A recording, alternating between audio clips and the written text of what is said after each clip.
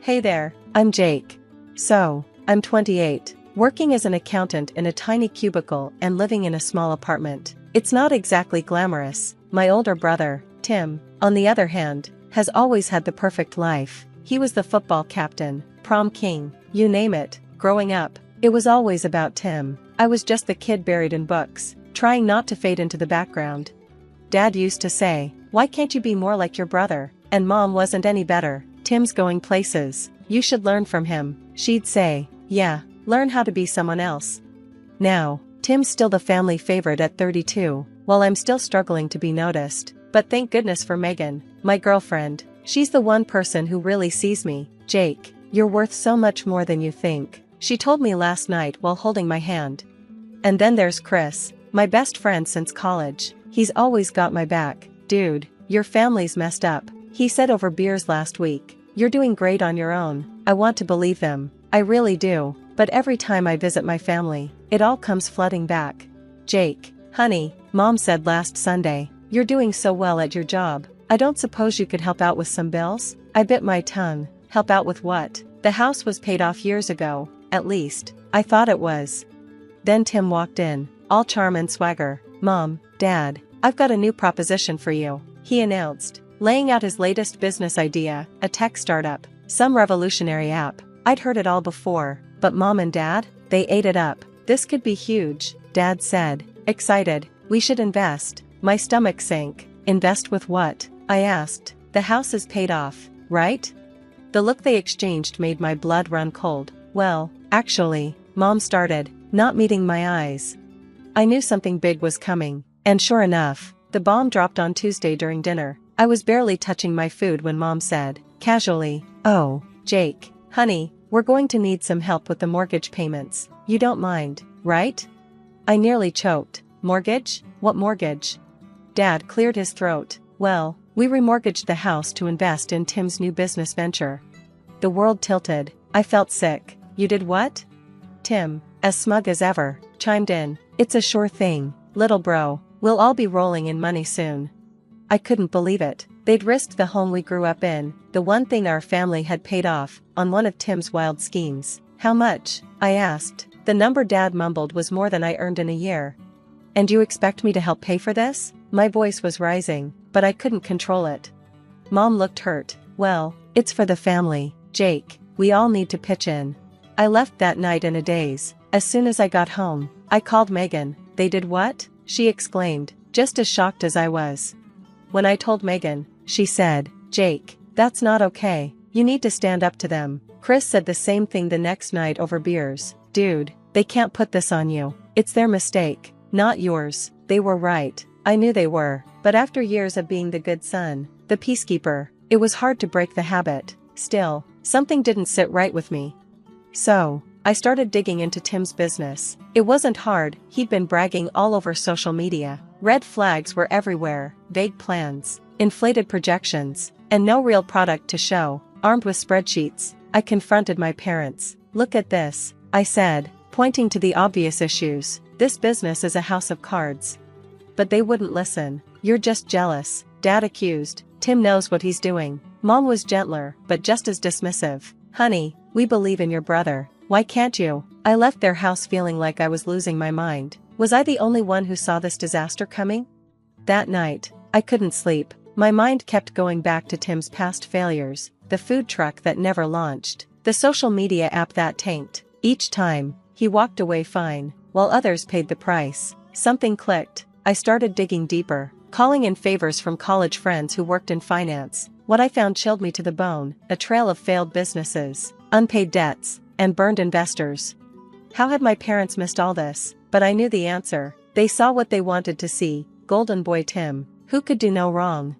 Staring at the evidence on my computer, I felt a resolve harden inside me. This wasn't just about me anymore. My parents' future, their home, it was all at risk. I picked up my phone, hesitated for a second, then called Chris. "I need your help. We're going to expose Tim for who he really is."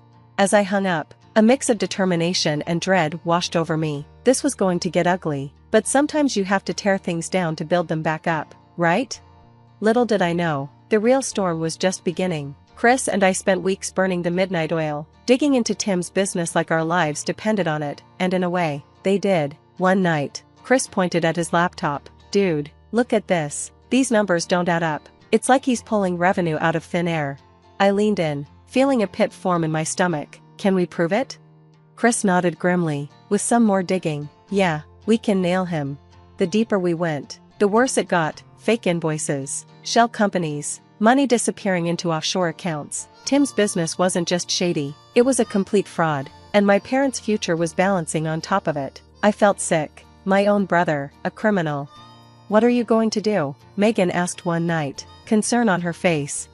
I ran my hands through my hair, torn. "I don't know. If I expose him, it'll destroy my parents, but if I don't, they could lose everything," she finished softly. The next family dinner was torture. Watching Tim brag about his success, knowing the truth, made my blood boil. After dinner, I cornered him. "I know what you're doing, Tim. The fake invoices, the shell companies, all of it." For a moment, fear flashed in his eyes, but then his charm was back. "Come on, little bro," he laughed, slapping my back. "You're imagining things. Leave the business to the pros, huh?" But I stood firm. "I'm an accountant, Tim. I know cooked books when I see them. This ends now, or I'm going to the authorities." That's when he switched tactics. His smile faded, his eyes hardened. "You really want to do that to mom and dad? Break their hearts? Ruin their retirement? Some son you are." Before I could respond, Mom walked in. "Everything okay in here?" Tim's mask slipped back on instantly. "Just fine, Mom. Jake was just congratulating me on the business." I wanted to protest, but the warning look in his eyes stopped me. "Not here. Not now."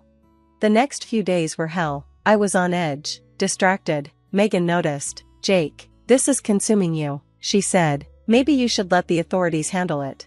But I couldn't. This was my family. I had to fix it. I threw myself into gathering more evidence, sleepless nights poring over financial records, making calls to Tim's supposed clients. Chris was worried. "Man, you're going to burn out. We've got enough to nail him." But it wasn't enough for me. I needed an airtight case, no way for Tim to wriggle out of it. Then, we caught a break. One of Tim's ex-employees reached out, offering to blow the whistle. "I've got emails," he said, "proof that Tim told us to falsify records." This was it, the smoking gun. As I compiled all the evidence, I felt a mix of triumph and dread. This would expose Tim and save my parents from financial ruin, but it would also shatter their world. I picked up the phone, took a deep breath, and called my parents. "Mom, Dad, we need to talk. It's about Tim, and you're not going to like what I have to say." The die was cast. There was no going back now. Little did I know, the confrontation to come would change our family forever. The family gathering felt like the calm before a storm. I had planned everything carefully, evidence ready, with Chris and Megan on standby. "You sure about this?" Megan whispered as we walked in. I nodded, grimly determined. It's now or never. Dinner was tense, the small talk strained. Finally, I cleared my throat. "I have something to show you all," I said, pulling out a folder. Tim's eyes narrowed. "What's this about, Jake?" I laid out the evidence, piece by damning piece: fake invoices, shell companies, misappropriated funds. Mom gasped. "This can't be right." Dad's face darkened. "Jake, what are you trying to pull?" But as the evidence mounted, their disbelief turned to shock. Tim tried to deflect. "It's all a misunderstanding. Jake's just jealous, twisting things." Then the doorbell rang. Tim's business partner stood at the door, looking grim. "I can't do this anymore, Tim," he said. "We need to come clean." What followed was a confession that left us all stunned. More scams, more lies, a web of deceit bigger than I had imagined. Tim's facade crumbled. He begged, pleaded, tried to manipulate, but the truth was out. Mom broke down. Our home, everything we've worked for. Dad just sat there, shell-shocked. I felt hollow. This was justice, but at what cost? In the aftermath, Tim's business collapsed, his reputation in ruins. He faced potential legal consequences, while my parents dealt with the fallout, now struggling with the remortgaged house. "We were such fools," Dad said, his voice breaking. "I made a decision then. I'll help with the mortgage," I said, "but on my terms. No more blind trust, no more enabling." They agreed, humbled and grateful. A year passed, and slowly, things began to change. I got a promotion at work, my confidence growing. Megan and I moved in together, our relationship stronger after weathering the storm. My parents and I rebuilt our relationship too, on more equal footing. They really saw me, for the first time. Tim tried to reconcile, full of apologies and promises to change, but we all stood firm. You made your choices, I told him, now live with them. It wasn't easy to cut him out, but it was necessary. As I sit here now, reflecting on everything, I realize how much I've grown. I found my voice, and stood up for what was right, even when it was hard. I'm proud of you, Megan says, squeezing my hand. I smile, feeling at peace. I'm proud of me too. The road wasn't easy, but it led me here, to self-respect, healthy relationships, and a life built on honesty and integrity. Tim's actions had consequences, as they should. My parents learned a hard lesson about blind faith and favoritism. And me? I learned that sometimes being the good son means doing the hard thing, the right thing, even when it hurts. As for the future, who knows? But one thing's certain, I'm facing it on my own terms, head held high, no longer living in anyone's shadow. Sometimes, the hardest battles are fought within our own families, but they're often the most important ones to win. And that's the end of Jake's journey, from overlooked son to family savior. Now, here's a question for you. If you were in Jake's position, would you have exposed Tim's fraudulent activities, knowing it could potentially destroy your family's relationships and financial stability? Or would you have stayed quiet to keep the peace? At what point does protecting your parents from the truth become harmful enabling? It's a tough moral dilemma with no easy answers. What would you do in Jake's shoes? We'd love to hear your thoughts in the comments below. If Jake's story of standing up to toxic family dynamics resonated with you, don't forget to hit the like button. And if you want more stories of personal growth and justice, be sure to subscribe to our channel. Your support helps us share more of these important stories. Thanks for watching, and we can't wait to hear your thoughts on this challenging situation.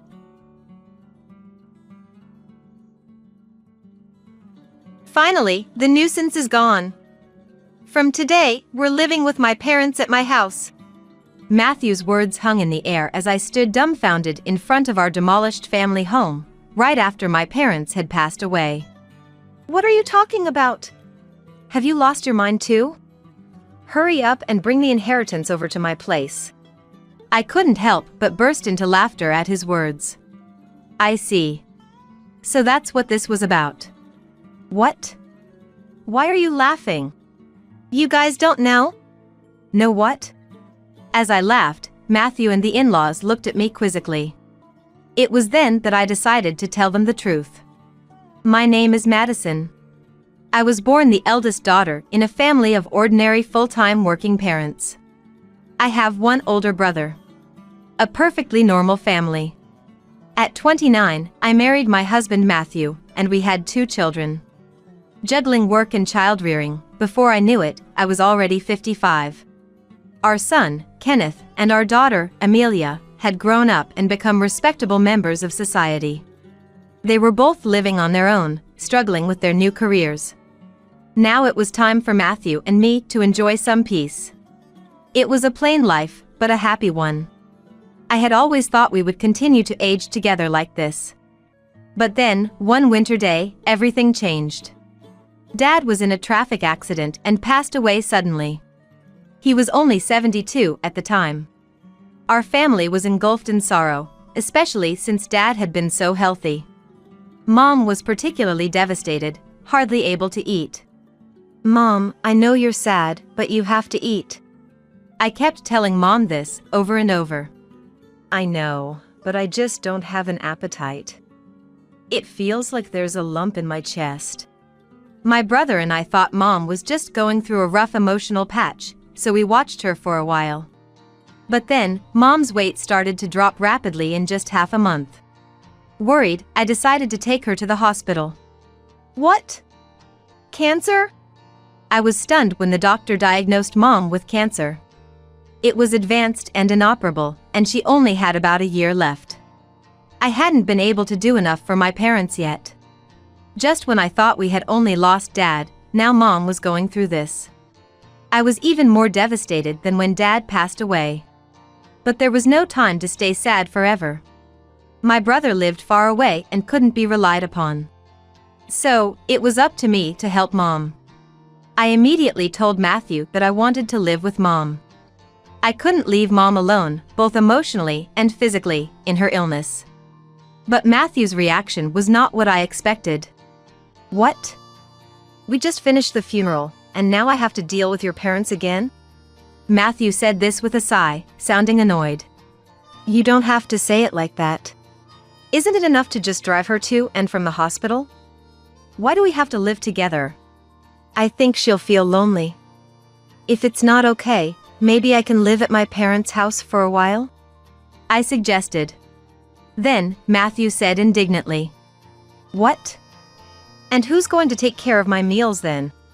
I'll come over to cook, of course. What about cleaning? Laundry? Who's going to do all that?" I was rendered speechless. I intended to do what I could, but I couldn't handle everything as usual. His pointed remarks hurt. I couldn't argue back if someone said that my desire to help and nurse Mom was just my selfishness. I knew Mom would probably hesitate and insist that everything should stay the same. But I desperately wanted to show my filial piety. "Fine, but I'm not helping with anything, understand?" Matthew grudgingly said this to me, who was silent. Although his attitude was arrogant, he had ultimately given in. "I'm sorry, and thank you." Even though I thought he was being quite terrible, he had agreed to my request. I held back my desire to retort and expressed my gratitude. Despite the disagreement, Matthew and I started living with Mom at my parents' home.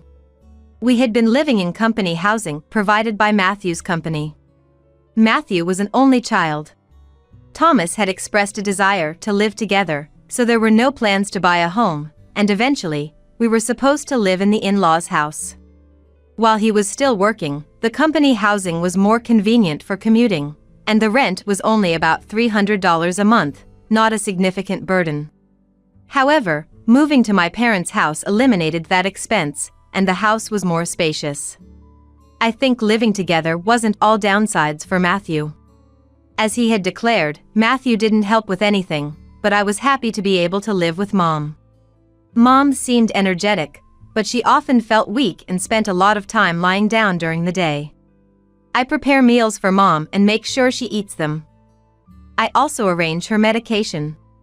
Doing all this alone would have been impossible for Mom. "I'm sorry, Madison." "Thank you. It's a big help to have you here." "I should thank Matthew too." Mom expressed her gratitude to us many times. I hadn't told her about the harsh words Matthew had said when we decided to live together, so she seemed grateful to him as well. One evening, after Mom had gone to bed and Matthew had come home, I served him dinner and said, "About Mom's treatment." But Matthew glared at me and said, "Don't tell me about it. I don't want to hear it. I told you I'm not helping." And refused to listen. I too wanted to vent or seek advice from someone. All I wanted was for Matthew to just listen. Matthew's attitude didn't change, not after a month, nor after 2. He complained about living with my mother, acting as if he was doing a great favor by agreeing to it. His behavior became increasingly arrogant and dismissive day by day. But I couldn't really say anything in response. The stress of worrying about Mom and being considerate of Matthew was building up. Around the time when a year had passed since Mom's terminal diagnosis, her health rapidly deteriorated, and she was hospitalized. 3 days later, she passed away. Despite being mentally prepared, I was deeply saddened. My brother's family and my children rushed to support me, but in times like these, you really want your spouse by your side. However, Matthew just laughed and chatted with the in-laws in a corner, not helping with the funeral at all. My brother took on the role of the chief mourner, and we somehow managed to prepare for the funeral. But Matthew sat at the very back of the relative seats when he should be seated at the bereaved family seats. "Matthew, I'd like you to sit in the bereaved family seats." When I said this, Matthew replied, "No, I'm fine here. I'm not a blood relative after all." "But you are my husband." Then Addison, who was listening to our conversation, chimed in. "He may be your husband, but he's not your mom's son, right?" "Matthew is my son, so he's an outsider." "That's right. We're Matthew's only parents. You can sit in the bereaved family seats, Madison. Hearing the in-laws say this, I fell silent. While traditions may vary by region, in our area, it's customary for sons-in-law to sit in the bereaved family seats. As expected, when relatives noticed Matthew wasn't in the bereaved family seats, I overheard whispers like, "Did they get divorced?" It was embarrassing, and while those gossiping were at fault too, it would have been resolved if Matthew had just sat there. I felt a bit resentful that Matthew wasn't by my side, but we managed to give Mom a proper send-off. After the funeral, we returned home with my brother's family, my children, Matthew, and the in-laws. Thomas, Addison, thank you for coming during this busy time.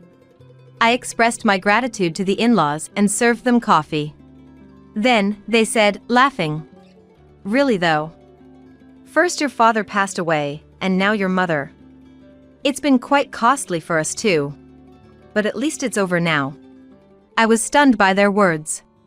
How could they say such things? I couldn't believe what they were saying. I forced a smile and left the room, trying my best to keep my composure. Then, as I walked away, I could hear the conversation between the in-laws and Matthew behind me. "Matthew, it must have been hard for you, living with someone else's family." "Yeah, Madison's stubbornness was quite a challenge. You shouldn't always give in to your wife. It's okay to say no in a marriage." I clenched my fist. Their voices, chatting and laughing, filled me with anger and frustration, but this wasn't new. The in-laws had always been insensitive and rude. When I married Matthew, couldn't you have found someone more attractive? I worry about the grandkids' looks, Addison declared. They say beauty bores you after 3 days. With Madison, that's unlikely to happen, he said. Matthew laughed at these rude comments. It was a pattern with this family. Something in me snapped. I realized that neither the in-laws nor Matthew had ever said a word of comfort to me, not during Dad's funeral, nor after Mom passed. Instead, they mocked me. Matthew's behavior and attitude as a person started to raise questions in my mind. I thought I had been too considerate towards Matthew when all I wanted was to do something for Mom. If Matthew had been supportive towards me, it would be one thing. But he wasn't, and there was absolutely no reason for me to feel so guilty towards him. My growing anger was overshadowed by the ongoing laughter and chit-chat of the in-laws and Matthew in the background. If my brother's family or the kids had overheard them, they would have been upset, but luckily, they were all in the kitchen. I was the only one who heard their conversation since I was in a different room, which was a relief. As I was contemplating all this, Addison's voice once again reached my ears. "Madison." "Yes?" I turned to respond. "Can I take this?" Addison was holding Mom's handbag. I was perplexed, not understanding what was meant by that. Addison responded to me, saying, "Your mom can't use it anymore, right? Matthew said it's okay to take it." Addison was examining the bag as if appraising it. It was so disrespectful, especially right after the funeral. I took the bag away. "No, you can't." "Huh?" Her expression changed, showing not just anger about having the bag taken away, but also that I, her daughter-in-law, had dared to stand up to her. Despite the intensity of her expression, I stood my ground and responded with equal determination. "We're not ready to go through Mom's belongings yet. We'll divide her things among family members later." Addison was furious. "What? Are you saying I'm an outsider? Didn't you just say at the funeral that even Matthew was an outsider? How does that make you family?" I couldn't help but retort. Hearing my words, Matthew and Thomas also turned red. "What are you saying? Apologize to Mom. How rude for a wife to say such things." Hearing the commotion, everyone else came from the other room. "After all the effort we put in, attending the funeral and cremation, to be called an outsider. Let's go, Thomas." Addison yelled at me in front of everyone and left our house. Matthew, too, angrily left with the in-laws. "What happened?" Did you really say they were outsiders to Mom? Everyone, having heard only Addison's words, said that to me. Indeed, if only that part of the conversation was considered, it might sound like I was the one being unreasonable. However, I explained the entire situation to everyone. Not a single person blamed me. Grandma and Grandpa should have been more considerate. Dad's just the same. They've always been like that. My kids stood by me, but I couldn't forgive those three. Matthew didn't come home for a while. And I didn't contact him. I felt it wasn't right for me to apologize, and I wasn't ready to forgive. However, I knew I couldn't stay like this forever. One day, as I was pondering this, Matthew came home. "Welcome back." Seeing his face reignited my anger, but I suppressed it and greeted Matthew. Then, Matthew said, "It's been tough, hasn't it?" His awkward attempt at consolation surprised me. "Take the kids on a trip. It'll be a good change of pace." He handed me travel vouchers. I was speechless. And tears welled up. Maybe the kids had influenced him. But I was happy he went along with it. I immediately contacted my children to plan the trip. Dad did? That's unusual. They were surprised by my suggestion. It seemed to be genuinely from Matthew. "I wonder if Dad feels sorry," I said, smiling. And so, I gratefully accepted the trip offered by Matthew. "I'll be going then." "Sure. Take it easy. Why not stay at the kids' places while you're at it?" "Really? I can't be away that long." "It's fine. I'll relax at my parents' house, so don't worry about me." Matthew said this as he saw me off. Amelia was happy to have me visit, so before the trip, I went to Amelia's and then Kenneth's place. Since I hadn't been able to visit them while caring for Mom, I helped them a bit with household chores, like preparing some meals for them to freeze. "Mom, you're not really resting, are you? But it's a big help. Thank you."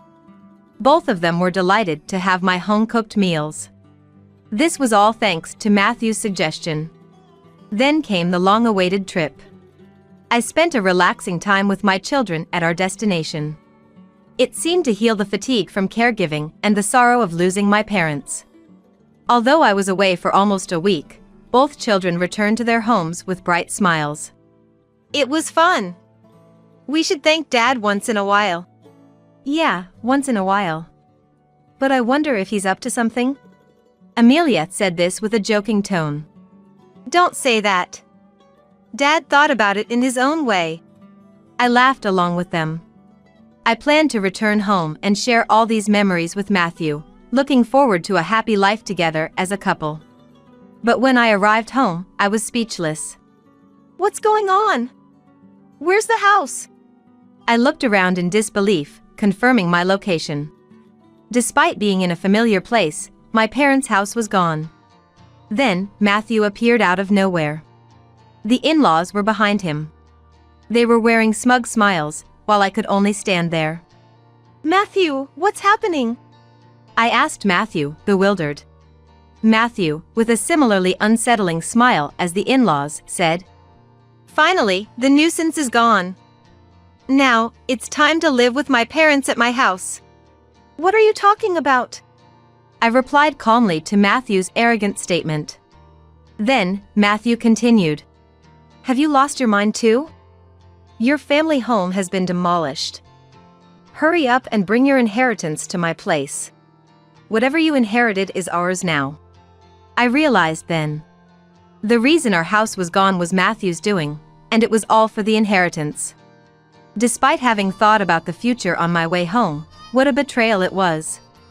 I was overwhelmed with frustration and sadness. But even if they went to the lengths of demolishing the house, they wouldn't get their way. I wouldn't let them.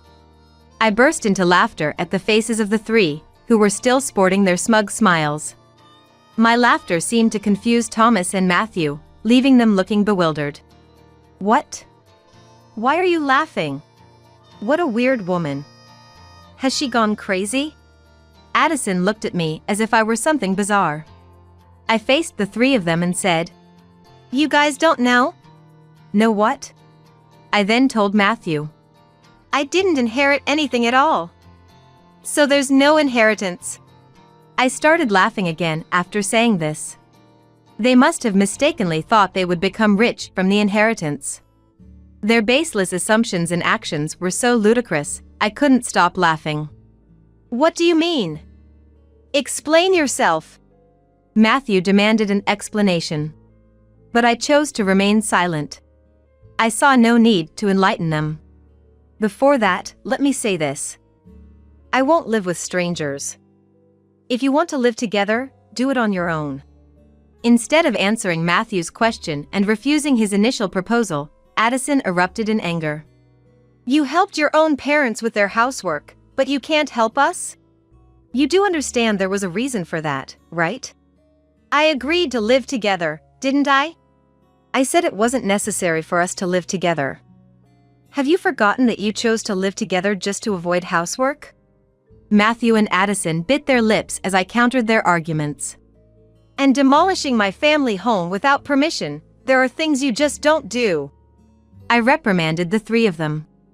And then left the place. Behind me, Matthew called out. Where are you going? His voice rang out. But I didn't turn back. I needed to find a place to sleep for the night, and I really didn't want to see Matthew's face. I immediately consulted a lawyer. It's not that easy to just demolish a house. The house was still in Mom's name. As I wondered which company had taken on the demolition, an unbelievable truth came to light. Matthew and Thomas had directly demolished the house themselves. Thomas had asked a friend who worked at a demolition heavy machinery, been rented heavy machinery. It was all meticulously planned. Moreover, they had given me the travel vouchers to get rid of me. I felt pathetic for being so easily deceived and was incredibly angry. Is there any way to punish these three? I asked the lawyer with tears in my eyes. The lawyer smiled kindly at me. For demolishing a house in your mother's name without permission, Matthew can be charged with property destruction, and you can claim damages. Let's start there and get Matthew and his parents to properly apologize. I nodded at the lawyer's words. The lawyer then immediately began the legal process. A few days later, after learning about the situation, an enraged Matthew called me. What's this legal notice about? Oh, you received it? You destroyed an important house, so naturally, you need to compensate. Compensate? We told you we were moving into our family home. We demolished a house nobody was going to live in. Instead of compensation, you should be thanking us. Now, bring whatever inheritance you have and come back home. Matthew arrogantly retorted. Thank you for demolishing my house without permission? Don't make me laugh. And as for bringing the inheritance, there's none to bring since I didn't inherit anything. I shouted back at him over the phone. Matthew remained silent. It seemed he was startled by my raised voice, something unusual for me who rarely shouts. The reason I laughed when the house was demolished was precisely this. I had spent a year living with Mom. It was obvious we would have discussed inheritance. I had said to Mom, I don't need anything. Give it all to my brother. So, my brother inherited everything, including the cash and securities. Instead, he had offered me the house, saying he lived far away and couldn't manage it. If I wasn't going to live there, it could be rented out. And so, I was supposed to inherit the house. Either you and Thomas restore the family home to its original state, or pay the amount specified in the notice. This amount! I'm being generous by offering a settlement. If you can't pay, I'll file a complaint and sue you. I spoke firmly. Sorry. I didn't expect you to be so angry. Of course I'm angry. Matthew started making excuses. He had thought that if my family home remained, he couldn't live with his parents. Thomas, in particular, had been hoping to live together for a long time. He took a liking to Kenneth and seemed to want to live with him. It was Matthew who refused to live together at that time, citing the difficulty of commuting, but the in-laws seemed to be under the impression that it was I who was against it, unaware of the real reason. So, they thought demolishing my family home and taking the inheritance would force me to move in with them. However, hearing this now didn't make it any more forgivable. So, please forgive me. I didn't mean any harm. Dad is remorseful too. If you're truly remorseful, then accept the settlement. I said this and hung up the phone. Matthew kept calling and sending messages, apologizing. If you're sorry, then just transfer the money quickly. I pushed Matthew away with these words. I knew the family home couldn't be restored, but demanding compensation was the only way I could process my feelings. Afterward, I stayed at Amelia's house.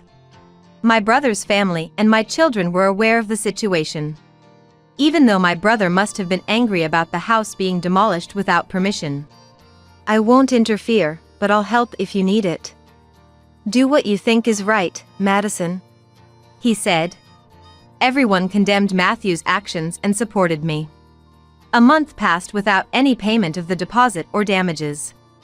And there was no contact from Matthew. I couldn't rely on Amelia forever.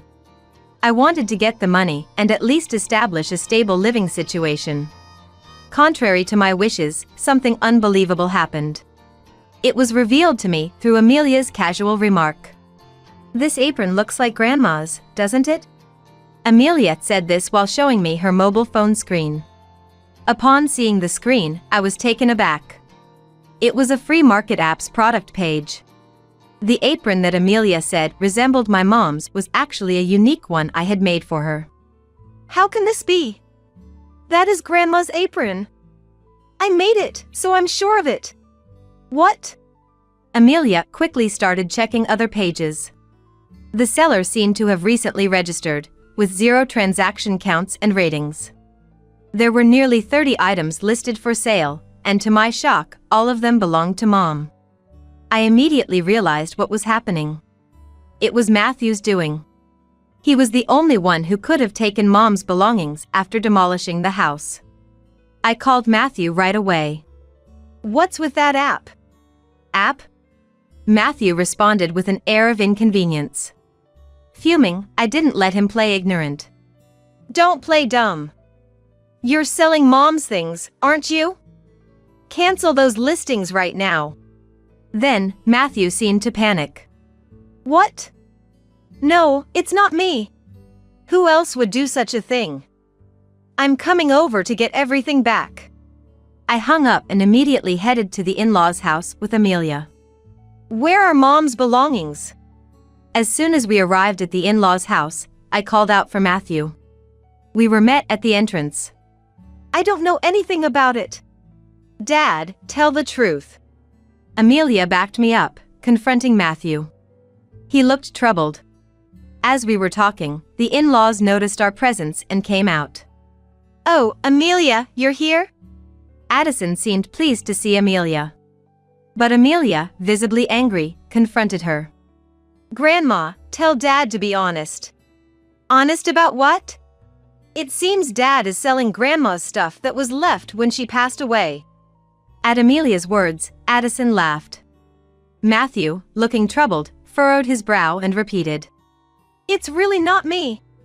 Then, Addison said loudly. Matthew is selling them?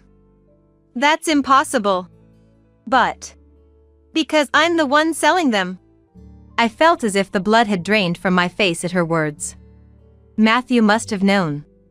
He looked at Addison with an expression that screamed trouble. Even as Amelia stood there in shock, Addison seemed cheerful. What did you say? It's quite a lot of work, you know? I have to pack things carefully and take good photos for the listings.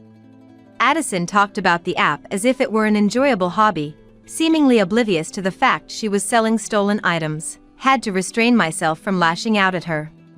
Cancel the listings. Those items aren't yours to sell. Amelia, now red-faced and teary, pleaded with Addison. But Addison looked displeased. What's the big deal? I've found a fun hobby. I use what I can and sell what I can't for a little pocket money. It's good for preventing dementia. Besides, I'm the only grandma left. Amelia, you want me to stay healthy and live a long life, right? Addison said this without any hint of remorse. Even as we appealed to her to stop, she showed no signs of regret. If talking won't work, then action is the only option. Amelia, let's go. But it's fine. Let's leave. I practically dragged Amelia out of the house and went straight to the police station. Although I hadn't intended to report the demolition of the house, theft was a different matter. I explained to the police that Mom's belongings were stolen and being sold. They acted immediately, and the free market app suspended Addison's account. At least now, no more items could be sold. On the way back from the police station, I called Matthew. I had Addison's account suspended. You knew about this, right? That makes you complicit. No, I've filed a report with the police. I expect you to cooperate with the investigation. Matthew became frantic at my words. But we're family. Please withdraw it. Family? You still haven't paid for the damage you caused to my house, and I don't see any signs of remorse. Matthew was troubled by my angry retort. However, I wasn't heartless. Despite everything with the in-laws, there was a history with Matthew that couldn't be ignored. Sighing, I said, I'll wait for the money, but I won't forgive the theft. Everything must be returned. Also, Thomas looked quite ill. Has he been to the hospital? What? I'm not a monster. Just make sure he gets that message, I said, and hung up the phone. I saw Thomas for the first time in a while. He barely spoke and looked significantly thinner than just a few months ago. His complexion was beyond pale, almost ashen. It was clear he wasn't healthy. But that family seemed oblivious. Addison focused on selling stolen goods and Matthew only putting on a brave face for me. They lacked basic empathy. The next day, Thomas called me. I expected gratitude but got the opposite. Why are you treating me like a sick person? Planning to shove me in a hospital to get rid of me? I have to protect Addison and Matthew from you. I won't go to the hospital. He was scolding me. Here I was, concerned about him, and this was his response. I apologize if I overstepped. I was just worried. I'm not weak and short-lived like your parents. Don't insult me. His words irritated me, but a few days later, he apparently felt unwell enough to visit the hospital. The diagnosis was terminal cancer. Matthew, in a panic, called me. Dad's got terminal cancer. What am I going to do? But I just snorted in response. I don't want to hear it. Do you know what he said when I suggested going to the hospital? I'm not weak and short-lived like your parents. Do as you please. How can you be so heartless, Madison? Who's the heartless one? Did you ever say a kind word to my mom when she was sick? Reflect on your own actions. I said this and hung up the phone. As expected, Thomas soon passed away. I didn't want to hold negative feelings towards someone who passed away, but I couldn't muster any tears for him, remembering all he had done and said. After his funeral, his will was discovered. The man who insisted he wasn't short-lived had everything meticulously planned. The house goes to my grandson, Kenneth. The rest of the estate is to be split between my wife and eldest son. I was surprised to hear Kenneth's name. Thomas had always favored Kenneth and wanted to live with him. Perhaps he hoped Kenneth would live in the house after he was gone. To Kenneth, this might have been an inconvenience. You should renounce the inheritance. You don't need that house. I advised Kenneth, but he was happy to receive it. The inheritance tax was a burden, and there seemed to be no benefit for Kenneth. However, he was pleased, so I decided not to interfere further. Kenneth inherited the house as per Thomas's will. Addison seemed pleased and paid the inheritance tax. He's our heir, after all. It's only natural, she said. Well, that's not incorrect. I was a bit downcast, feeling like I had lost Kenneth, but then something unbelievable happened. Come to our place. I received this message from Matthew and immediately went to the in-laws' house. There, like me once, stood Addison and Matthew, stunned in front of the house. In front of me, on the grounds of the in-laws' house, there was a truck with Matthew's name on it, along with employees. And there, right before my eyes, the in-laws' house was being demolished. What's happening? It's my house.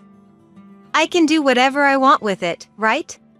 Kenneth, appearing out of nowhere, watched the demolition of the family home with satisfaction. Kenneth, what are you doing? Stop this right now. Even if I stop them now, it's not like anyone can live here anymore. Kenneth, what have you done? Addison and Matthew pleaded with Kenneth. But he just laughed. Have you forgotten what Grandpa and Dad did to Mom? Kenneth. Grandma, did you apologize for what you did to Mom? Kenneth's smile vanished, replaced by a piercing glare at Addison and Matthew. The two of them sank to their knees. The heavy machinery continued to noisily dismantle the in-laws' house. I finally felt a sense of relief. Later, Matthew finally paid the damages and the security deposit using the inherited assets. It turned out Kenneth had recovered the items Addison stole from Mom, and they were safely returned to me. Mom, you have me and Amelia. Don't worry. I shed tears of relief at his words. Addison and Matthew, having lost their home and with no money left, were now back in company housing. Matthew and I left the company housing. And now, returning to it with his mother, they've become the talk of the town. People are wondering what happened. I received such a message from the wife of a colleague of Matthew, who I'm on good terms with. So, I decided to tell her the whole truth, without any deception. The two of them will probably feel awkward from now on, but it's their own responsibility. Furthermore, after Matthew's resignation, the two, having lost their place to live, are now forced to economize in preparation for their new home. Occasionally, I'm considering asking my friends about how the two are faring, just for some conversation. Meanwhile, I continued to stay at Amelia's house, but then Kenneth decided to get married. He plans to build a new home. The land where the in-laws' house stood sold for a good price, which was unexpectedly beneficial. Mom, come live with us. Furthermore, Kenneth said that to me.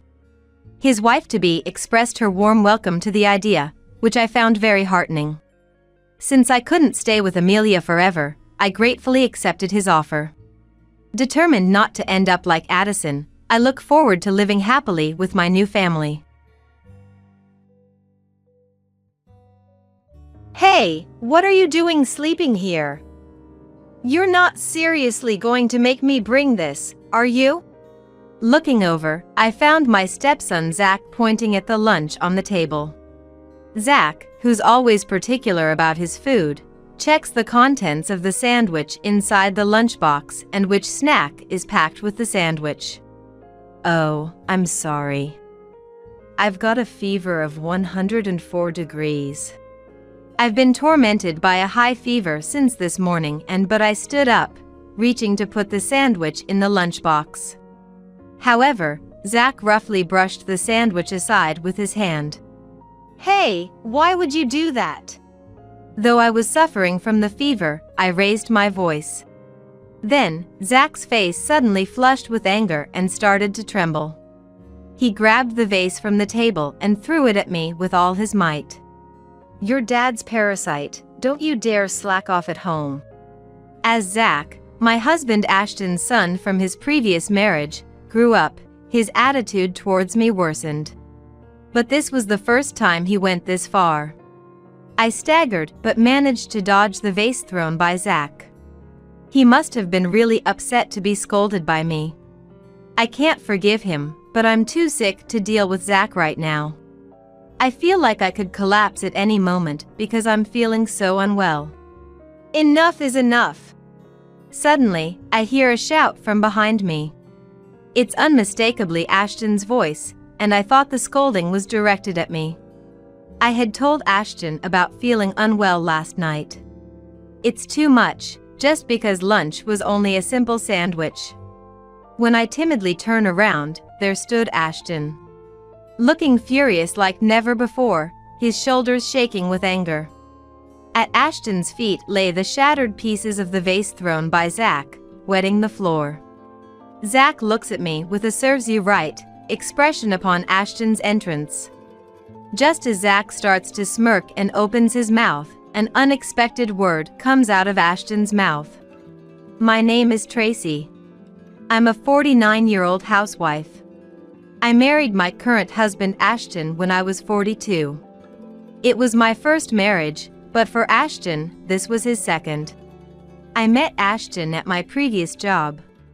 I was doing clerical work at the company, and Ashton, who frequently visited as a salesman, became an acquaintance. I've always been shy around people, but as I talked with Ashton, who was serious and honest, I was drawn to his character. Ashton had a son from his previous marriage. I was surprised when I learned that such a serious person had been married before. Could it be that even for someone like him, a marriage could fail? That's what I initially thought, but after hearing the details from Ashton, I felt sympathy. Ashton's ex-wife was quite the partier, and the divorce was caused by her infidelity. Even though he knew about her bad habits during their relationship, Ashton believed they would change. However, no matter how hard Ashton tried, the outcome didn't change. Despite saying "I won't do it again," his ex-wife cheated repeatedly. Even after their son was born, her bad habits didn't stop, and Ashton finally decided to divorce. He couldn't leave his son with such a mother, a tough decision indeed. Ashton dearly loved the son he had with his ex-wife, who he used to be deeply in love with. The son's name is Zach, and he's now 21 years old, attending college. Though there's no blood relation between me and him, he became my son when I married Ashton. I had been introduced to Zach several times during our dating period.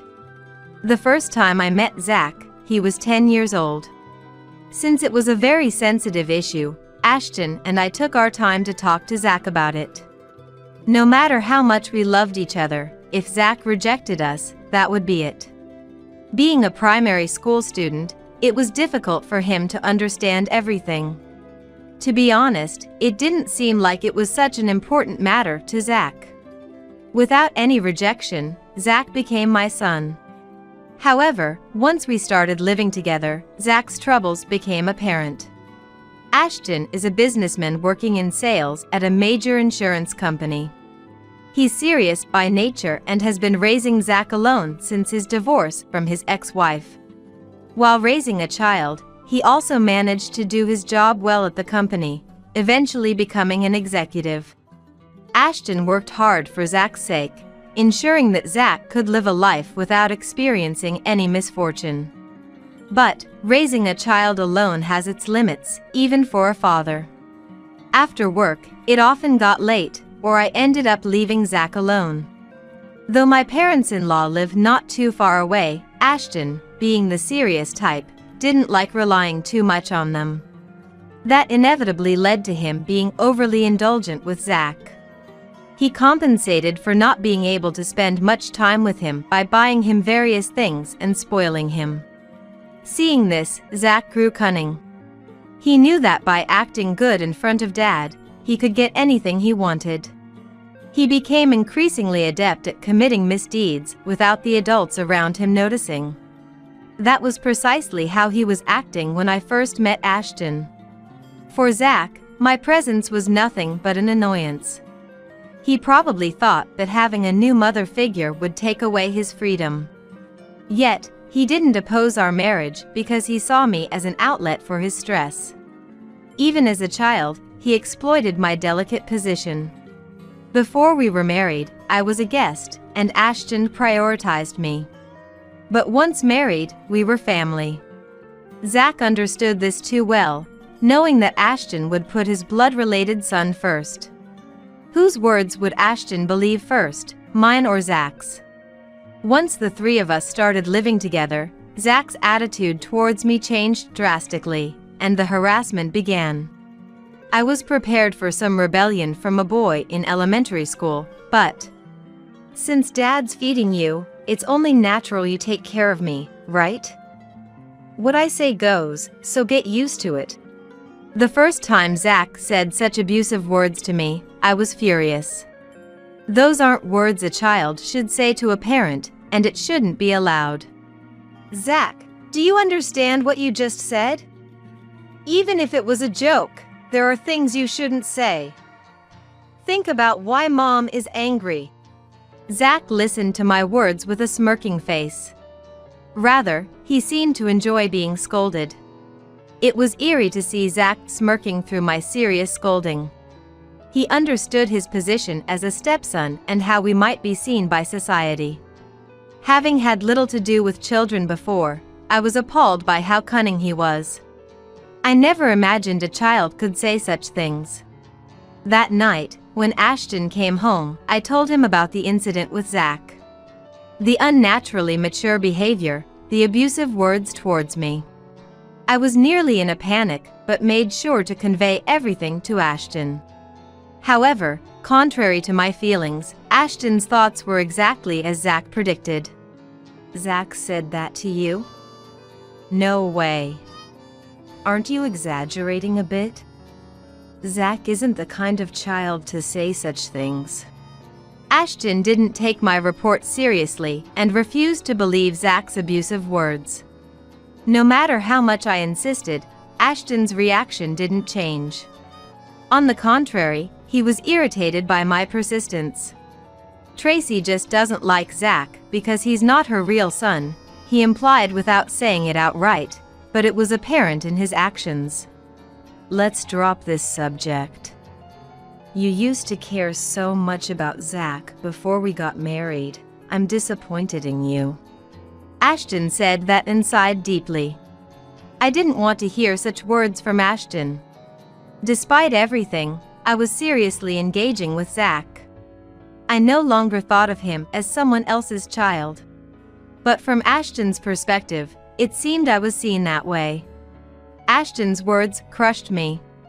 Saying any more would only worsen our relationship. I felt that and gave up on discussing about Zach any further. Zach, who had been watching secretly, grew confident from the situation. Dad really does believe in me, he concluded with deep conviction.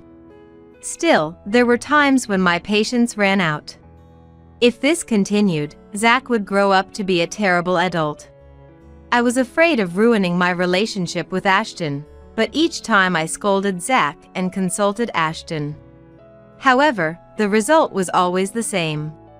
I even directly asked Zach several times, but he dismissed it. I would never say such a thing to Mom, right? It must be a misunderstanding or you misheard. Maybe Mom just feels that I'm in the way. Zach exploited my position, using it to wedge himself into Ashton's affections. If things continue this way, Zach will keep having his way, and eventually, irreversible cracks will form in my relationship with Ashton. The parental instinct to do what's best for Zach started to be suppressed deep down. I tried to refrain from interfering in Zach's actions as much as possible, and even kept my emotions in check. I didn't want to resort to such thinking, but Zach would eventually leave this home, and I just had to endure until then. Perhaps, in time, his feelings towards me would change, and he might even apologize. In my daily interactions with Zach, I knew the likelihood of that happening was almost nil. However, I had no choice but to keep encouraging myself. And so, I continued to deceive myself, desperately enduring each day. It was around the time Zach was about to graduate from high school. Having been tutored by a top-notch instructor, Zach had secured admission to one of the most competitive universities in the state. Perhaps feeling relieved after securing his admission, he started to act even more arrogantly than before. That day, Ashton was away on a business trip that lasted several days, leaving the house empty. In the evening, after finishing the chores, I waited for Zach's return. With Ashton not around, we were supposed to have dinner together, so I prepared a proper menu as usual. However, Zach didn't return even after his usual time had passed. I hadn't heard anything, but maybe he was delayed by a class or something. Could something have happened? I sent a message to Zach's mobile phone, but there was no reply from him. Even past 8 p.m., with no contact from Zach, I didn't start dinner, waiting for him to return. About an hour later, I heard a noisy group outside the house. Feeling a bad premonition, I opened the front door, and there stood Zach, bringing along several boys and girls. "What? You're home?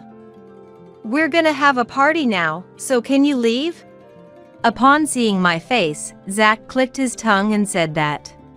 From behind, jeers like "When is it gonna start?" and "Hurry up" followed. "Leave! I was making dinner, waiting for you to come home." I threw back at Zach, bewildered. It was unthinkable to allow a party with many university students at this hour. "Like I care! This is my house, so just get out of the way!" Zach yelled, pushing past me to enter the house. Following him, the group of boys and girls also started pouring into the house. Powerless, I could only watch the procession. Soon after, loud music began to play inside. And the students' clamor reached my ears. This would surely disturb the neighbors. I rushed through the students towards Zach, covering my ears. "Turn off the music now!" I shouted, trying not to be drowned out by the music. However, Zach deliberately ignored me, pretending not to hear. Overwhelmed by the students' fervor, I was helpless. I'm not sure how long it had been, but the sound of sirens began to mix with the loud music. Predictably, the sirens belonged to police officers, called by a neighbor's report. As the guardian, I received a stern warning, and Zach and his friends were ordered to disperse. I was just embarrassed and sorry for causing such a nuisance over something so trivial. While Zach had been meek in front of the officers, he started complaining to me once everyone had left. "Who called the cops? Seriously, so annoying." The next day, when Ashton returned from his trip, I reported the incident and asked him to talk to Zach. "You're not a child anymore. Act with the awareness of an adult and live without shame." Zach apologized to me sincerely after being lectured by Ashton. Later, Zach and Ashton went to apologize to the neighbors together. After receiving a good scolding from the neighbors, Zach returned home with tears in his eyes, seemingly having learned his lesson. I thought Zach had truly reflected and changed, but my hopes were soon dashed. One night, sometime after Zach started university, I was suddenly hit by a chill and measured my temperature with the thermometer. I had a slight fever. Although I had no symptoms of a cold, my body felt sluggish and my head wasn't clear.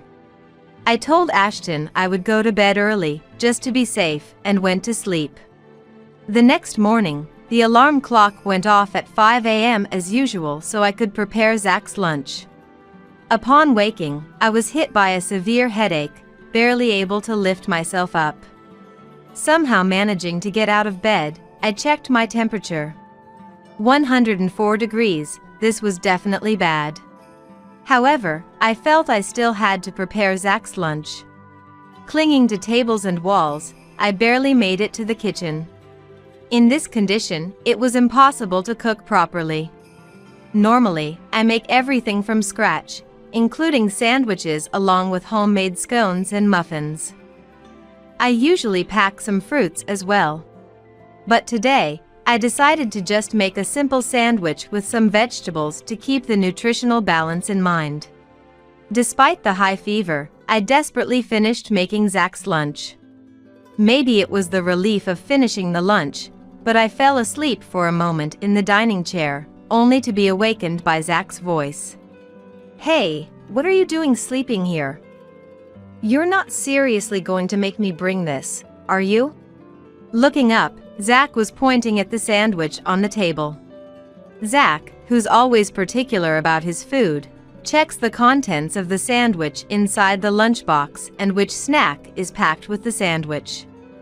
"Oh, I'm sorry. I've got a fever of 104 degrees. I stood up, reaching to put the sandwich into the lunchbox.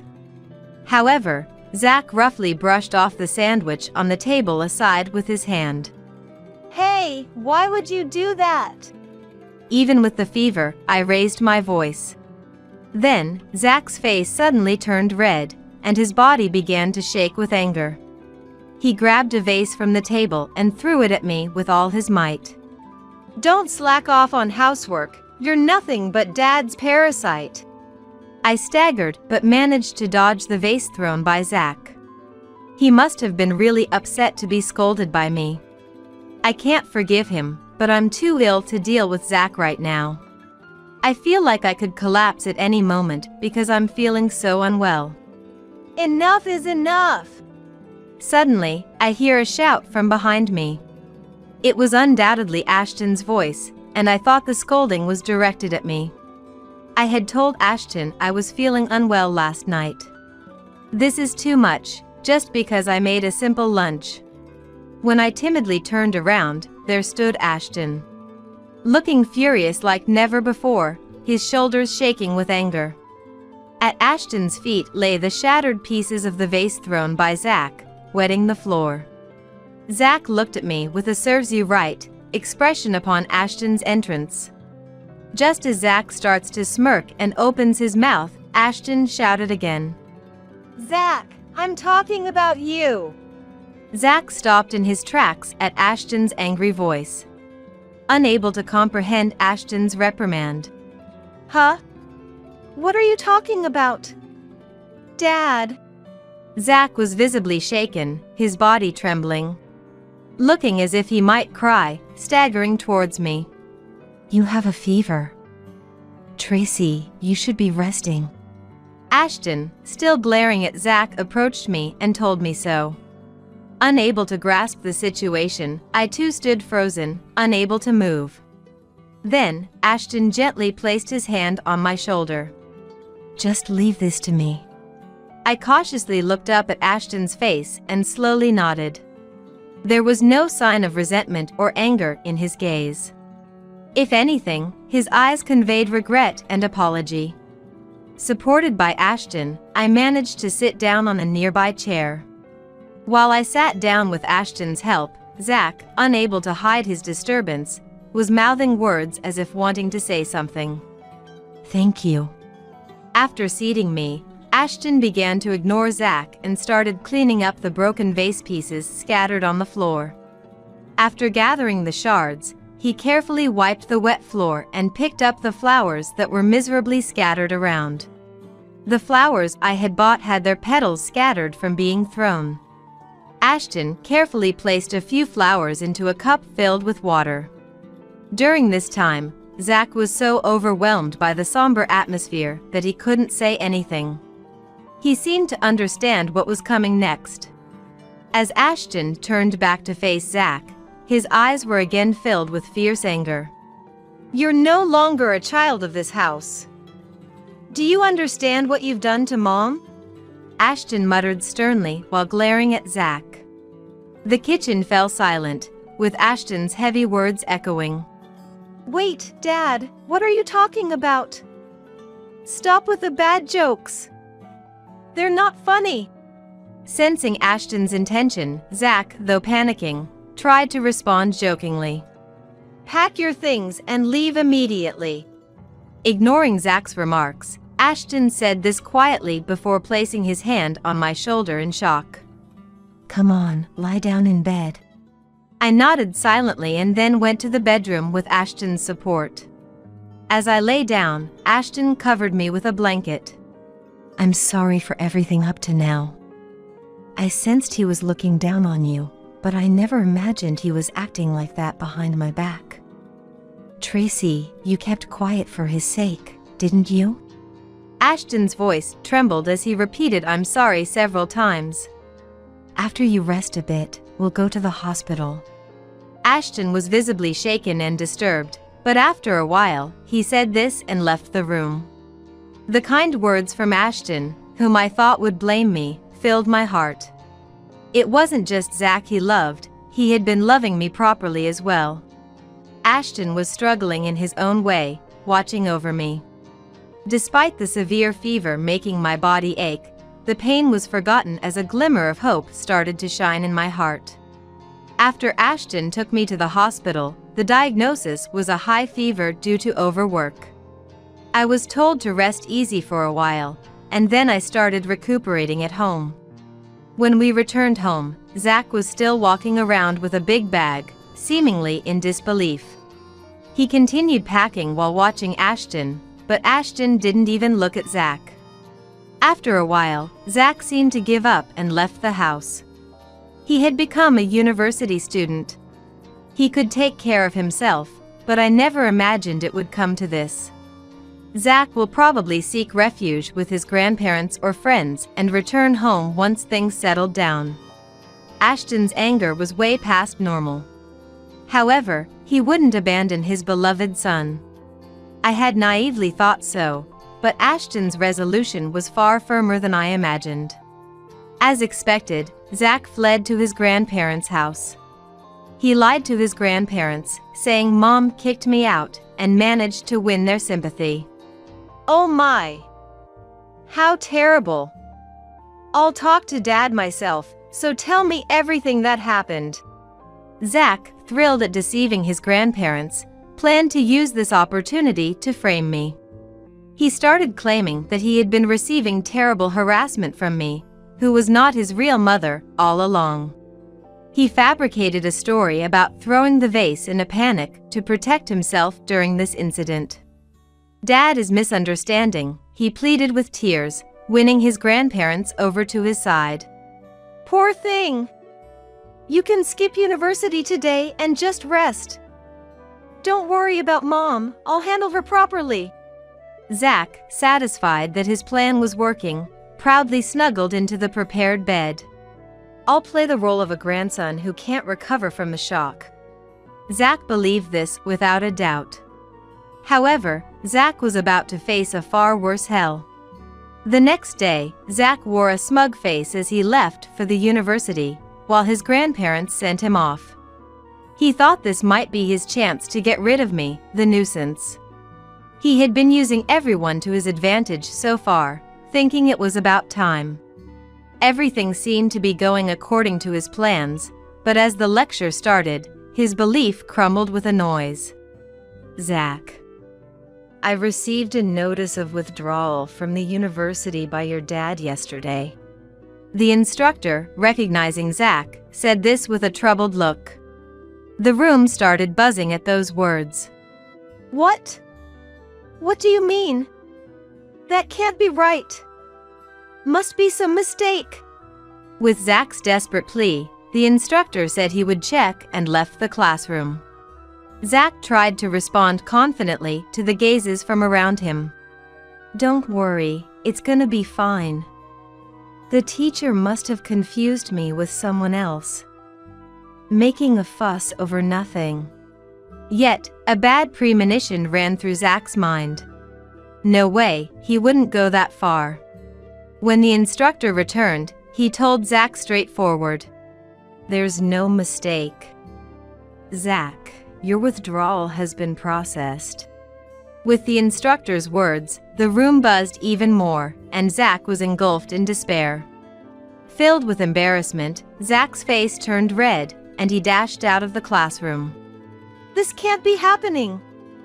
What's going on? Racing down the long corridor, Zach muttered complaints under his breath. Why dominated his thoughts, slipping out unintentionally. He pulled out his mobile phone to call Ashton. However, Ashton had blocked his calls, leaving Zach unable to connect. Panicked, Zach hurried towards his grandparents' house. Upon arrival, he was greeted by the sight of his bag thrown in front of the entrance. What is this? Zach's panic intensified as he rang the doorbell. Seeing no response, he desperately banged on the front door. Grandma! Grandpa! He pleaded with tears in his voice, but there was no answer from inside. In that moment, Zach realized. He had been betrayed by his grandparents.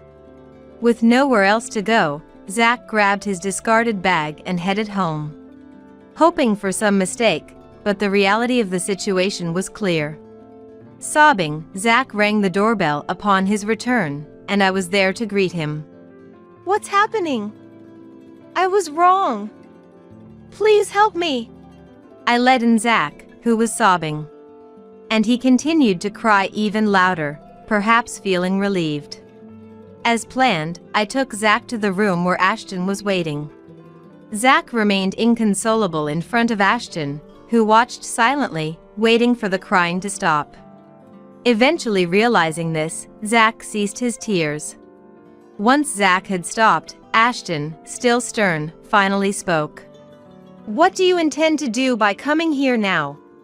With those words, Zach was filled with despair again. He wasn't forgiven.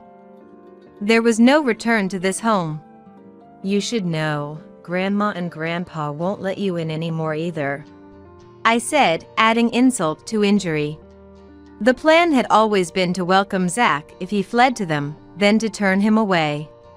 This shock was greater than an outright rejection. It was retaliation for Zach, who had pretended to repent but betrayed my trust. He was to experience firsthand what I had endured. There's no plan to revoke your university expulsion. If you want to continue, figure out the tuition yourself. The expulsion was Ashton's decision, not something I had considered. It was to ensure Zach faced the consequences of his actions. Before marrying Tracy, I might have made you feel neglected. That's why I prioritized you over her. You were always good in front of me, and I believed you were repentant for your mistakes. Despite knowing better, Ashton had indulged Zach excessively. Feeling sorry for him losing his mother and trying to compensate. But Zach's continuous disrespect and the vase-throwing incident were the last straw for Ashton. In a way, Ashton blamed his own upbringing for Zach's repulsive character. Unable to forgive the years of suffering Zach had caused me, Ashton had no choice but to believe in the harsh reality. Taking everything from Zach and casting him aside was also a punishment for Ashton himself. So, I can't get help from you anymore? I can't make it on my own. Zach pleaded tearfully, but Ashton's mind was made up. As a small mercy, Ashton handed Zach a month's worth of living expenses. In this limited time, Zach had no choice but to fend for himself. For Zach, who had been coddled and used to getting his way, this was hell. Being expelled from university meant he was off the promised elite path. Cut off from his parents and grandparents, he had to navigate life alone. The grandparents had always doted on Zach, their grandson. But after Ashton revealed Zach's numerous transgressions against me, their perspective shifted. No matter how beloved, some actions are unforgivable. At first, the word disownment seemed to baffle them a bit. But with Ashton's firm resolve and considering Zach's own situation, they cooperated. That very day, Zach rented a room in an old, dingy apartment where he could afford with the little money he had. The bath and toilet were shared, and the room was covered with thin, grimy walls. If he ever made noise with a large group of friends like before, he would be kicked out immediately. Staring at the little money he had left, Zach shed tears. He had lost his home and his family. His friends, who had always enjoyed Zach's generosity, were gone, having only used him. Zach, always unreasonable and lacking common sense, had kept his friends around with money. Now without any support, his future was bleak. He had never worked part-time before, relying on his parents for all his social expenses. Could someone as spoiled as him even manage to work? To survive, he had to find even the most grueling jobs. Thinking about this, Zach couldn't stop the tears from flowing. A year had passed since Zach left our home. Ashton started to put me first again, like when we first met. For about 10 years, everything had revolved around Zach, so we were reclaiming our relationship. I no longer had to ponder over Zach, allowing me to purely enjoy my relationship with Ashton.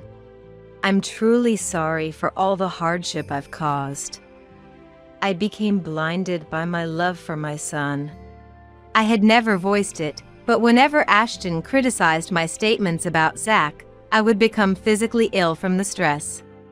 Being attacked on the point of having no blood relation felt like exploiting a vulnerability.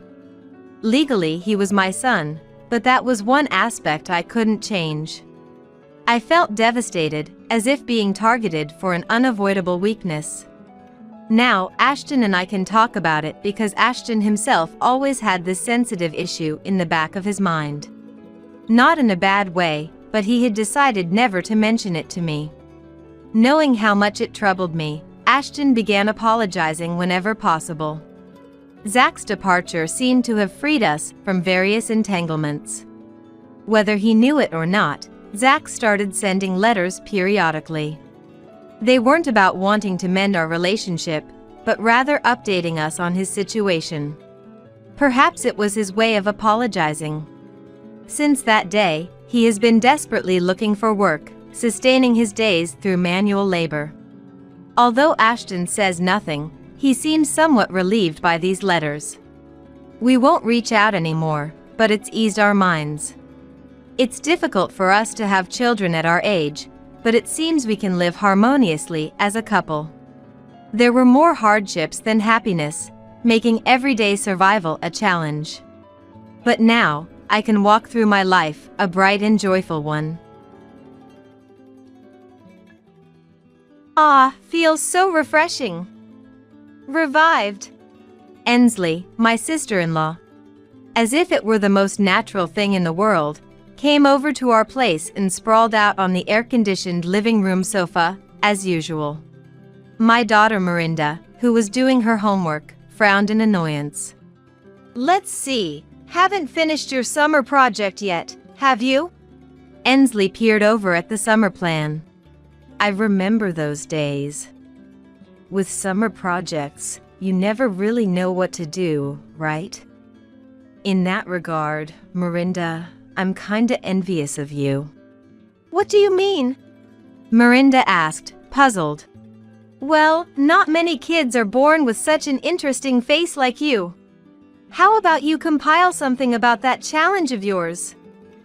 LOL. It'd be easy, right? Miranda was born with a rare condition called cleft lip and palate, which resulted in splits in her upper lip and palate. She had undergone numerous surgeries over the years, but more than anything, it was the stares from others that hurt her the most. The condition made her face asymmetrical from her mouth to her nose, and the ignorant stares were painfully sharp. Why am I the only one like this? Miranda had tearfully asked before. I couldn't stay silent at Ensley's incredibly insensitive remark. Ensley.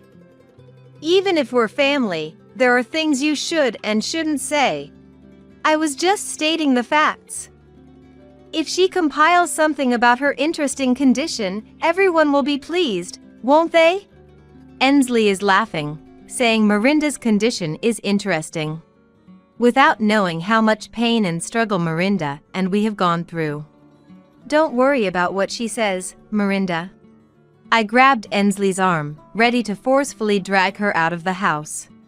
That's when Miranda stood up slowly, smiling, and said, Don't worry, Mom, I've decided. My name is Eleanor. I live with my elementary school-aged daughter Miranda. My husband Dennis is a good husband and father, but he's away on work assignment. I'm home, Mom. I'll go wash my hands, then I'll help with chopping the vegetables. Saying this, Miranda took off her mask. Nowadays, everyone wears masks when going out due to the pandemic. But Miranda has been wearing a mask in front of anyone other than family since she was young. She must still feel resistance to showing her bare face. Miranda was born with a condition called cleft lip and palate, which is not commonly known. It's a congenital condition where the upper lip and palate are split, occurring in about 1 in 1,000 births in the United States. Seeing our child for the first time, My husband and I were shocked, but also vowed to protect her no matter what. Cleft lip and palate requires several surgeries, and Miranda's first surgery was just 2 months after she was born. Though the surgery closed her mouth, it didn't completely correct the distortion in her mouth and nose. Most people don't know much about this condition, which made me worried about how Miranda would be perceived as she grew up. There would surely be times when Miranda would get hurt. Still, Dennis and I discussed letting Miranda live like any other child, attending school and going to amusement parks just like her peers. The days of hospital visits must have been painful for young Miranda, who usually doesn't complain much. Miranda would become anxious before surgery, saying, "Mom." There must have been unspeakable anxiety clinging to her. She wouldn't let go of my hand until she fell asleep. As an elementary student, Miranda would come home and share various school events with laughter. Today, Gerald in my class mimicked the teacher, and it was so funny. During lunch, we played rock, paper, scissors to see who gets the dessert of the kid who was absent, and Caitlin won. Over the last long weekend, Tyrone from the next class went on a vacation with his family. But their dad got lost while driving, and it was a huge mess. Miranda would tell fun stories at dinner every day, but I noticed something off. None of the stories Miranda told included herself. Miranda always just tells me about things others have said or done. She never mentions doing anything with a friend herself. Despite a bad feeling, I lacked the courage to directly ask her about it. One day in 2nd grade, Miranda came home crying. "What's wrong? What happened?" Seeing Miranda cry, except before surgeries, surprised me. Miranda was silent, looking frustrated, but then she couldn't hold back anymore and started crying louder. "It's okay, you can cry all you want." I hugged my daughter tightly. After calming down, Miranda said, "You know, Mom," and shared feelings she had kept to herself. Even though Miranda wears a mask to school to hide her mouth and nose's distortions, she has to remove it during lunchtime. The first time they ate together, a boy sitting across from her pointed and laughed, saying, "Your face looks weird." That started it, and other kids gathered around, saying, "Really? That's funny," expressing their thoughts aloud. The teacher quickly scolded everyone, "Back to your seats," settling the situation. But from that day, Miranda felt ostracized, unable to join any friend's circle. She had been enduring this for over a year. "Why did you keep silent until now?" "Because, Mom and Dad, you always have it tough because of my condition, right? Surgeries cost a lot of money, and you have to go back and forth between the hospital and home for me. Miranda, for US." Knowing Miranda was considerate of us made me feel inadequate as a parent. Why am I the only one like this? Tears fell again from Miranda's eyes after she finished speaking. "I'm sorry, Miranda. Despite being blameless, she's had a hard time at school. Not just school. Miranda might continue to be seen strangely by others because of her condition. I blamed myself, feeling responsible for her suffering. I'm sorry, Miranda. From now on, Mom promises to be by your side as much as possible to protect you. Even for busy Dad at work, I'll be with you." I hugged Miranda again tightly. When I told Dennis after he came home, "It's hard not being there when you're going through tough times. I've let you handle all the hardship alone," Dennis also blamed himself. "It can't be helped. I'll protect Miranda's heart, and you protect our livelihood. Let's protect Miranda together." Yes, we should. We vowed again to protect our daughter. From that day, I quit my job at the apparel company and became a housewife. In 3rd grade, Miranda underwent her 4th surgery. While the first 3 surgeries were minor corrections, the 4th involved transplanting bone from her pelvis to her upper jaw. It was more extensive than before, but it made the distortion from her mouth to her nose less noticeable, making her look no different from other children. However, having bone removed from her pelvis made walking difficult for Mirinda, forcing her into a wheelchair for a while. Still, Mirinda would look at her face in the hand mirror and ask with a bright, radiant smile never seen before, "Hey, Mom. Do I look prettier now?" Seeing my daughter happy and smiling without feeling self-conscious made me happy too. "Yes, you're very pretty, Mirinda." I brushed her hair and spoke to her. After a while, Mirinda began serious walking rehabilitation. She almost fell during the unfamiliar rehab, but when I tried to help, "Just watch, Mom," she scolded me. Holding onto the handrail, Mirinda grimaced with each step, "This is nothing. My face looks proper pretty now. Lucky, right, never showing any signs of weakness. Does it hurt? Are you okay?" I couldn't help but worry and wanted to support her physically. "If you always support me, Mom, there's no point in rehab." Mirinda laughed shyly.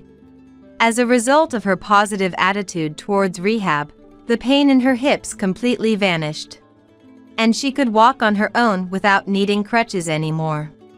2 years later, Mirinda was in 5th grade. There were still scars on her lips, but they were hardly noticeable and less mentioned. It seems Mirinda has grown to like looking at her face in the mirror. Upon waking up, she heads straight to the bathroom and faces herself in the mirror with a smile. She used to dislike even approaching a mirror. The memory of those times feels like a distant past, making me chuckle to myself. "I wish I could see Dad." Mirinda sighed. Dennis has been on a work assignment far away. We sometimes communicate via video calls, but it's not the same as having him nearby. Sherry said her family is going on an overseas trip. Frederick is going camping. Everyone seems so lucky. Despite it being summer vacation, Mirinda lamented not being able to go anywhere due to our circumstances. One day, while we were spending a holiday at home, the doorbell suddenly rang. "I'll get it." Mirinda stopped her summer homework in the living room and headed to the entrance, as I was busy with household chores and couldn't leave them. "What, Aunt again? You came back?" I could hear Mirinda's displeased voice. "How rude. You came back? I'm your aunt, after all. Family can visit as many times as they want, right?" Saying so, the visitor entered the house without waiting for Mirinda's consent. "Ah, it's cool here. Revived." I poked my head out from the balcony and welcomed the guest half-heartedly. "Welcome, Ensley." The guest was Ensley, Dennis's sister. According to Dennis, after graduating from high school, Ensley worked as an office clerk at a small trading company but ended up quitting within 3 months after being reprimanded by a senior for taking too many days off and getting into a heated argument. Now, she's living back at home. Dad told me she doesn't even bother to look at job ads he shows her. Just throws them on the floor and spends all day playing video games. Dennis complained about Ensley's lack of motivation. Ensley just sat down on the sofa as if it were the most natural thing in the world.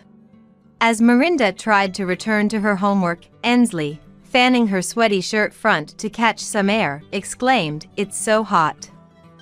This weather is absolutely crazy." Ensley loudly exclaimed, disregarding Mirinda, who was trying to study. When Mirinda frowned in annoyance, Ensley did not miss it. "Am I bothering you, niece?" she asked with a creepy smile, intentionally disturbing Mirinda.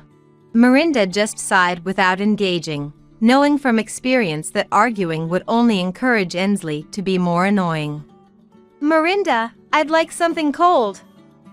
Auntie's thirsty," Ensley said in a cloying voice and hugged Mirinda. "Please stay away, it's hot." Mirinda pushed Ensley away with a calm voice as she tried to lean on her, and Ensley clicked her tongue. What's with you? No charm at all.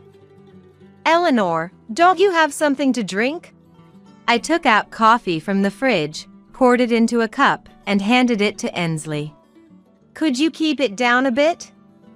Miranda is studying. I admonished Ensley in a low voice, though I knew it was futile. You know, I always wonder. Ensley looked around the room and poked Miranda's cheek with her finger, asking, why doesn't Miranda study in her own room? Seeing Miranda swat her hand away, Ensley laughed as if amused. To save on electricity. Miranda answered irritably. Saving on electricity. So that's why you're scrimping? Mom isn't working, right? That's why you guys are poor.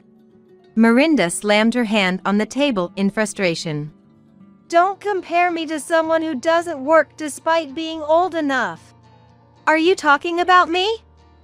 Wow, Miranda, that's harsh. Your mom doesn't work outside either. Always lazing around at home just like me, right?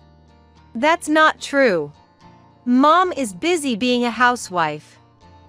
She's always cooking, cleaning, doing laundry. There's a lot to do. She's not lazy like Aunt. Miranda retorted with a firm stance. Really? Even Miranda is being cold to me? Listen, my parents are like, if you want to use the air conditioner so much, pay the high electricity bill yourself. Can you believe that? Living with family and they say that? It's your own fault for not working and just lazing around and playing in your room all the time. Well, it's not like I can pay for that. Going to cafes costs money, department stores are far and a hassle. So in the end, the only place I can rely on is Miranda's house. Despite Miranda's reluctance, Ensley hugged her again. This is how Ensley would come over unannounced, trampling over our lives every time. Even though she's Dennis's sister, I couldn't bring myself to forcefully kick her out. When I consult Dennis, who's away on his own, he says, kick her out immediately. If it comes to it, calling the police is fine. But she's still family, and I couldn't bring myself to do that. Taking advantage of my inability to stand firm, Ensley has been getting increasingly bold lately. Anyway, Eleanor, you've got it easy, right? Because you can just play around at home every day. I'm not taking it easy at all. I snapped back at Ensley, irritated. After engaging more than I should have, I calmed down and realized I shouldn't have. Predictably, Ensley got even more encouraged. It's fine to slack off, right? Just buy whatever you like from the grocery store for meals, and for cleaning, just quickly tidy up the places that catch the eye. That's what I would do, LOL. She suggested I take shortcuts in my role as a housewife. Don't compare me with Aunt. Besides, it's annoying because of her I can't concentrate on my studies. Can you just go home? Miranda protested strongly. Oh, scary. Ensley exaggeratedly shivered. So, Miranda, what have you been studying? Should I help you? I might be able to teach you addition or subtraction. I've already learned that, thank you. Please, just go home. Oh. What's this? Your summer project isn't finished yet. Ensley peered over at Miranda's planner. I remember those days. With summer projects, you never really know what to do, right? It's hard to find something you actually want to research. In that regard, Miranda, I'm kinda envious. What do you mean? Well, not many kids are born with such an interesting face like you. Why don't you compile something about that condition? It'd be easy, right? LOL. It's about yourself, so you wouldn't have to research much. I couldn't stay silent at my sister-in-law's incredibly insensitive remark. Enough, Ensley. There are things you should and shouldn't say, even if we're family. Oh, scary, scary. I was just stating the facts. If she compiles something about her interesting condition, everyone will be pleased, won't they? Ensley is calling Miranda's condition interesting. Laughing, without knowing how much pain and suffering Miranda and we have gone through. Miranda, don't worry about what such a person says. I grabbed Ensley's arm, trying to drag her out of the house with all my might. That's when Miranda stood up slowly and said with a smile, "Don't worry, Mom. I've decided." In contrast to me, who was about to explode with anger, Miranda was completely calm. Well then, Miranda, I don't quite understand, but your mom seems really angry, so I'll leave. Ensley said without a shred of remorse, smirking creepily as she prepared to leave. I wanted to unleash my anger on her, but Miranda pulled at the hem of my shirt, stopping me. You too, Mom, shouldn't worry about what that person says. Looking at the suddenly quiet entrance after Ensley left, Miranda spoke. She must have some plan in mind. Thinking this, I managed to suppress my anger. 3 months passed. Miranda, it's okay to relax a bit. Saying that, the national newspaper reporter eased the slightly tense expression on Miranda's face. Dressed in new clothes bought for this day, Miranda smiled with confidence. That's the spirit. You're doing great. Praised by the handsome reporter, Miranda's cheeks flushed slightly. 3 months ago, I couldn't have imagined Miranda being interviewed by a national newspaper. The interview took place in a small cafe in the neighborhood, which we had reserved. The owner, who I've known for a long time, whispered to me, "Hasn't Miranda become quite beautiful?" Indeed, the last time the owner saw Miranda was before her 4th surgery. As Miranda's mother, always watching her closely, it was hard for me to notice.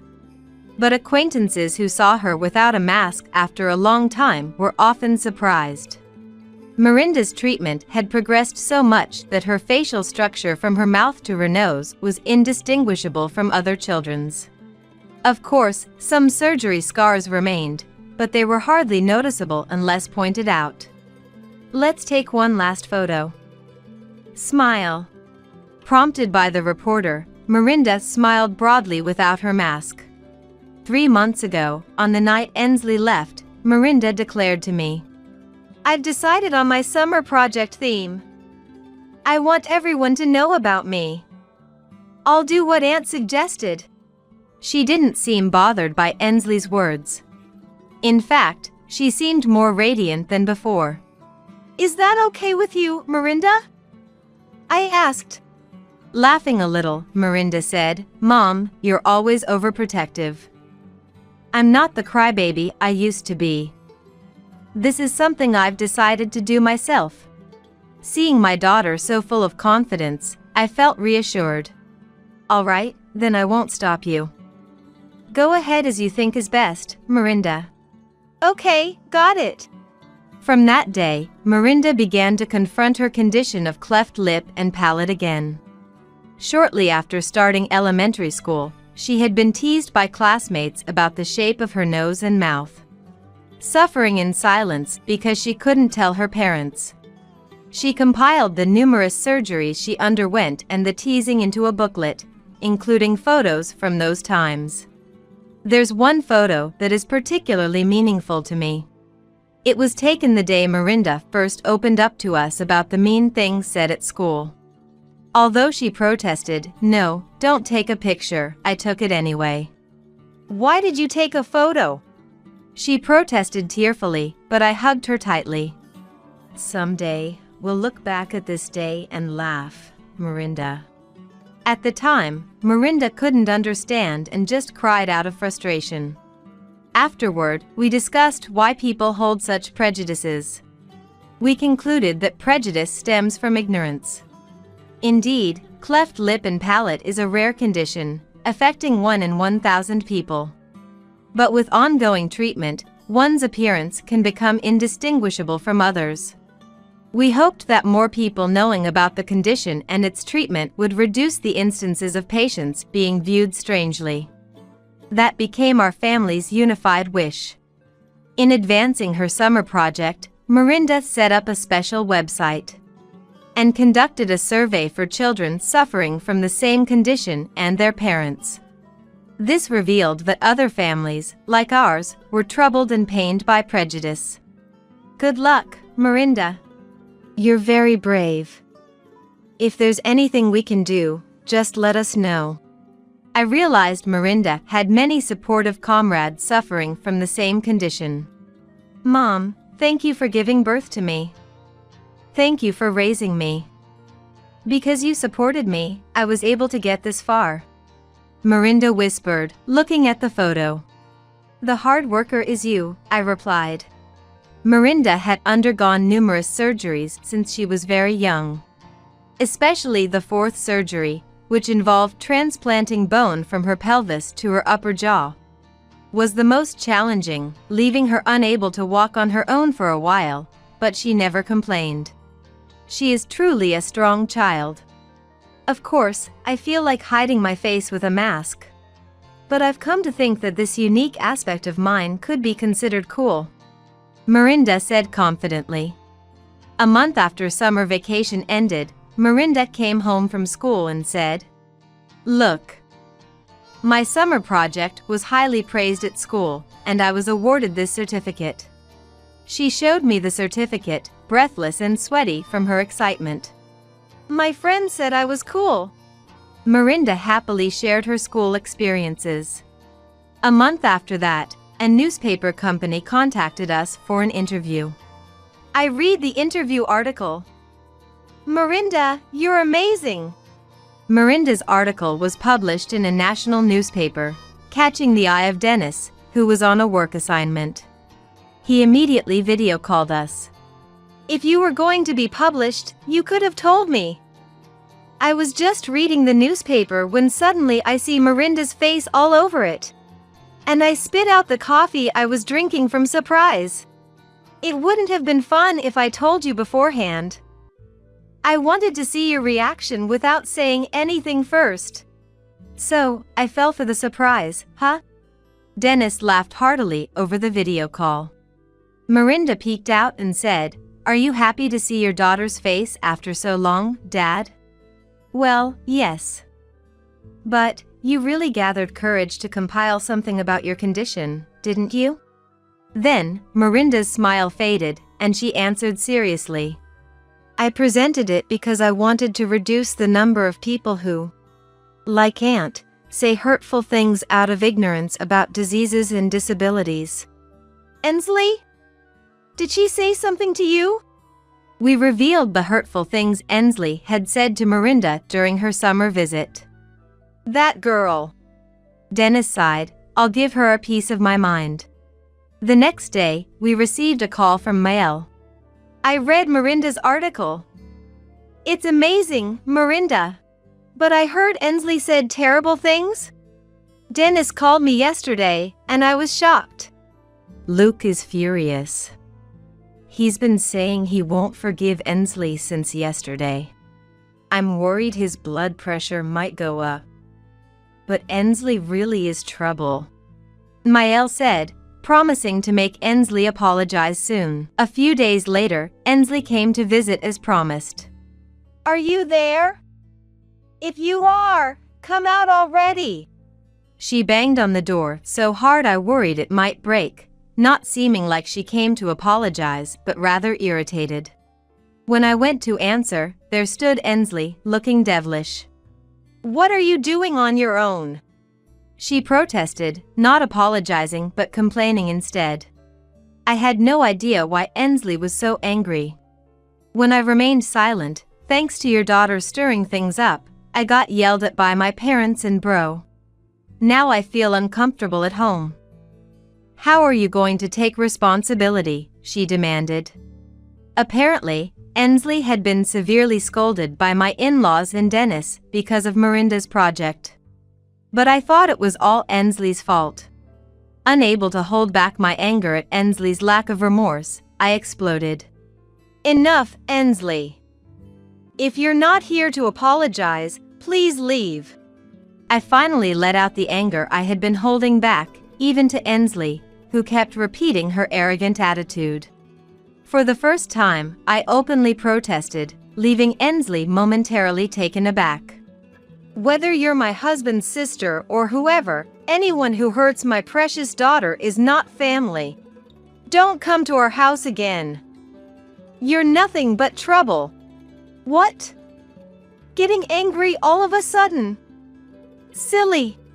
Even though I came to apologize, you're kicking me out. Fine then. I'll tell the family you're a stubborn DIL. Just remember that. Miranda interjected while listening beside me. Aunt.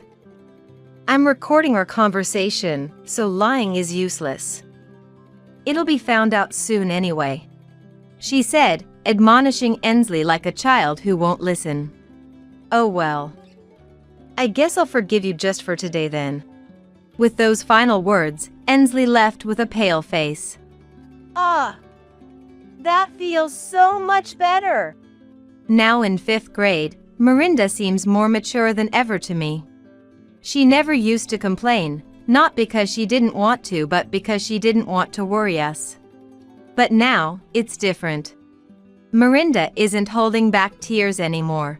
She doesn't even feel the need to cry because she's become so strong and resilient. Looking at Miranda's serene profile, I couldn't help but feel a bit reflective. Maybe I've been too worried about her. With the sole intention of not letting her feel lonely, I quit my job to always be there for her. But it seems Miranda is fine now. Without me realizing, she has grown up and surrounded herself with many strong allies. Lately, she's been bringing school friends home more frequently. What? Is there something on my face? Miranda noticed my gaze and looked at me questioningly. Yes, lots of happiness. What? That makes no sense. Laughing at my response, Miranda seemed amused.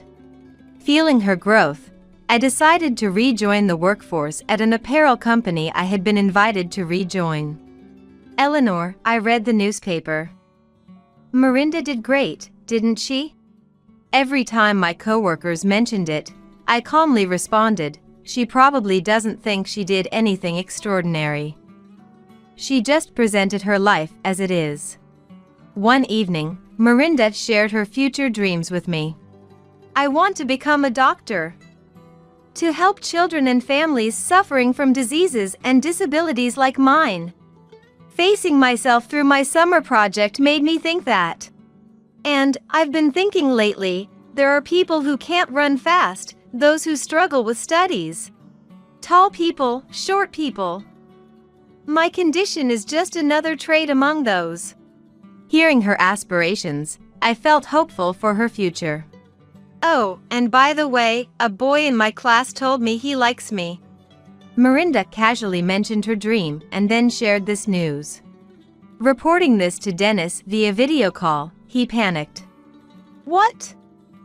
Isn't it too early for her to be in a relationship? Hey, are you okay with this? Calm down, my dear husband. I calmed down the frantically panicking Dennis. The fact that a boy confessed to Miranda probably means that the kids around her have stopped caring about her condition. As for Ensley, I heard she was kicked out by Dennis and the in-laws. Ensley, who had been lazing around at home every day without working part-time, finally decided to become independent after losing financial support. In reality, she had no choice but to do so.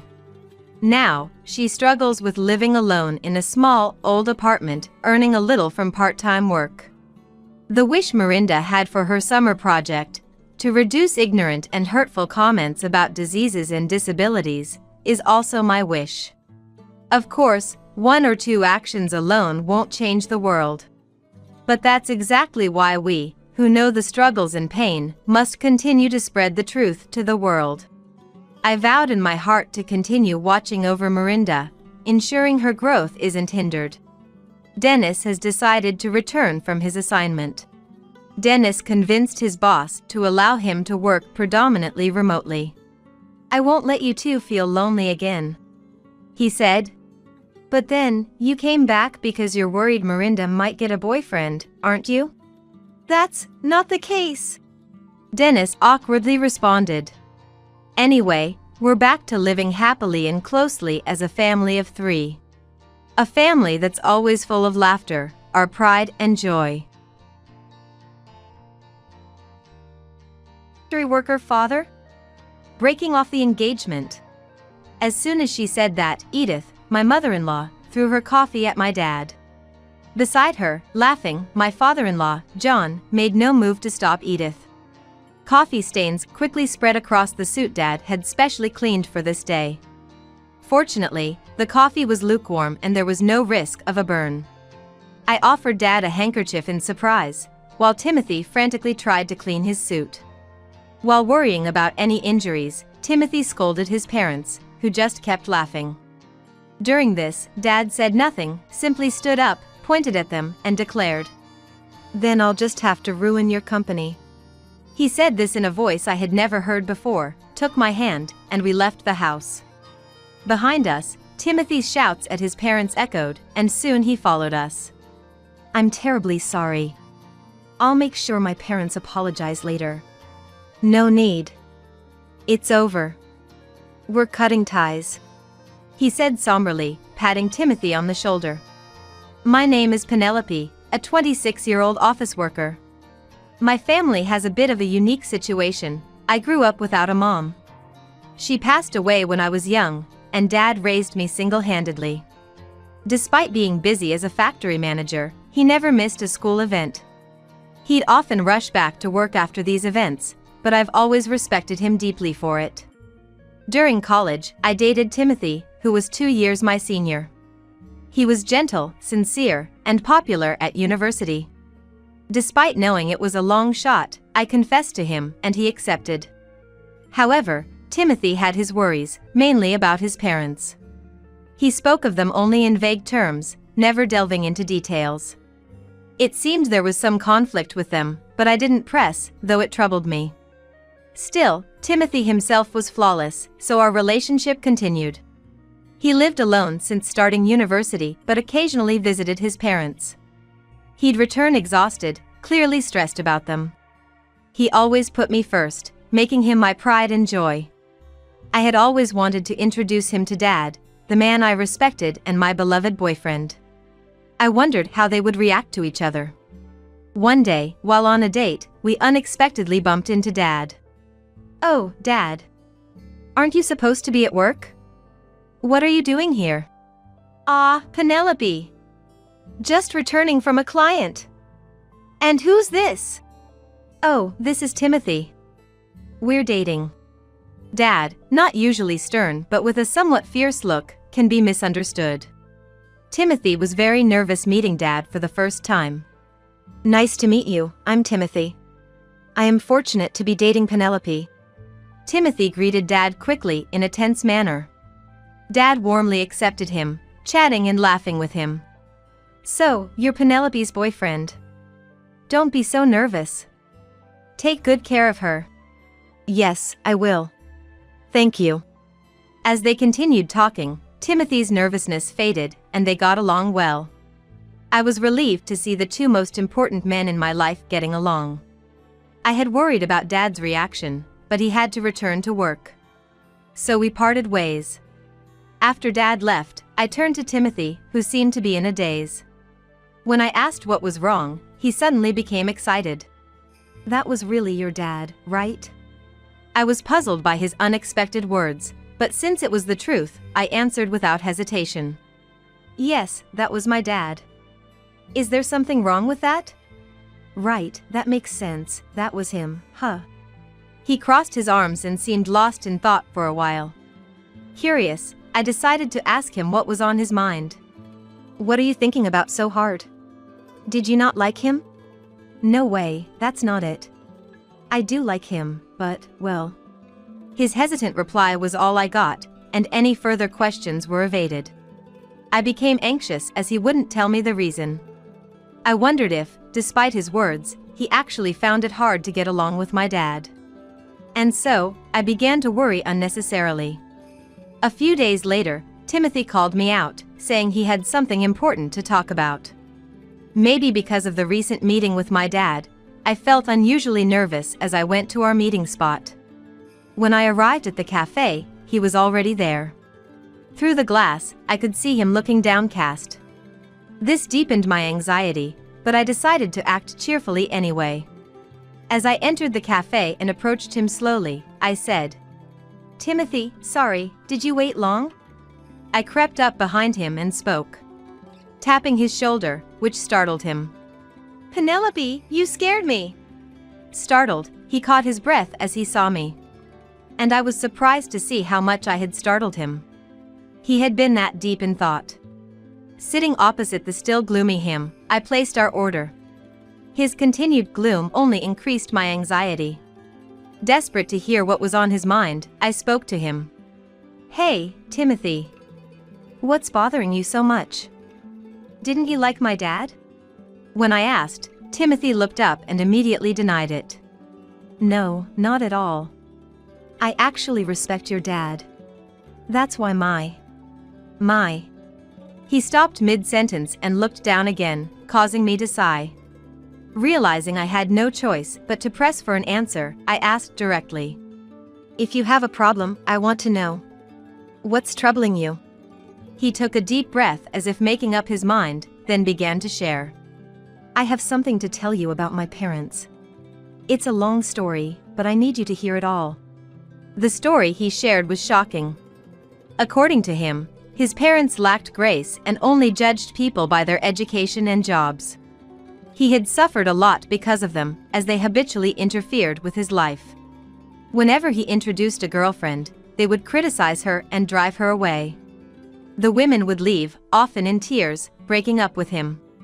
That's why he wanted to marry me, but was troubled about bringing up his parents. But that's not a problem. We just don't have to involve them after getting married, and endure only during the marriage proposal. Dad seemed to like Timothy, so what was the issue? I don't mind about that, it's okay. Dad liked you too, so don't worry. Really? That makes me happy. When I first met your dad, I was shocked to see how different he was from my own parents. I thought, if I marry Penelope, I'll become the son of such a great dad, even if it's just by marriage. But getting married means your parents become mine too, and I couldn't make up my mind. He brightened up when I mentioned Dad liked him, but then he sighed deeply again. However, an idea seemed to strike him, and he looked up, apologizing. When we go to my parents to announce our marriage, can your dad come with us? I want them to know such an admirable person exists. It might not change them immediately, but I hope it will make them rethink. Okay. I'll talk to Dad. But I wish you had told me this more straightforwardly. Oh, sorry. I'll properly do it now. Realizing his oversight, he hastily made a proper marriage proposal. Having accepted his proposal, I decided to discuss it with Dad. Initially reluctant, Dad agreed to join us for the marriage proposal visit after Timothy asked. We then coordinated with Timothy to schedule a visit to his parents. On the day of the visit, we stood in front of Timothy's parents' house, all of us neatly dressed. It was my first time meeting Timothy's parents, and knowing their reputation made me nervous. Seeing us tense, Dad chuckled and reassured us. Don't be so stiff. Timothy's parents are just overly concerned. Be confident. Feeling reassured by Dad's pat on our shoulders, my tension eased slightly. As the appointed time arrived, Timothy rang the doorbell. But there was no sound inside, making us wonder if they were not home. In a bit of a panic, Timothy rang the bell again, but still no response. Feeling awkward in front of Dad, Timothy excused himself and went inside first. Dad and I exchanged glances, waiting silently for Timothy to return. After a short while, Timothy reappeared at the entrance, looking flustered. Before I could ask what happened, he started making excuses with a forced smile. Sorry, I was just delayed. Please wait a bit longer, I'll be ready soon. He quickly went back inside. Dad sighed in disbelief at this behavior, and I felt increasingly anxious. I feared this incident might derail the marriage talks. Though Dad is not quick-tempered, he dislikes dishonesty. So, I couldn't help but consider the worst-case scenario. As these thoughts crossed my mind, Timothy finally came back to the entrance. Apologizing, he invited us inside. Inside, Timothy's parents were already sitting on the sofa, but their demeanor was strange. Editham, his mother, greeted us with a sarcastic smile and arrogant attitude, while John, his father, seemed disinterested and looked away. Though we were led to the sitting room, the coffee served was lukewarm. Silent since our arrival, Timothy's behavior, and the tense atmosphere made me uneasy. However, knowing we needed to greet them, I tried to compose myself. As Timothy introduced his parents and us, I felt warmth in my heart from his considerate introduction of Dad and me. But his parents scoffed at our introduction, and the next moment, Edith's hand reached for her cup, shocking me.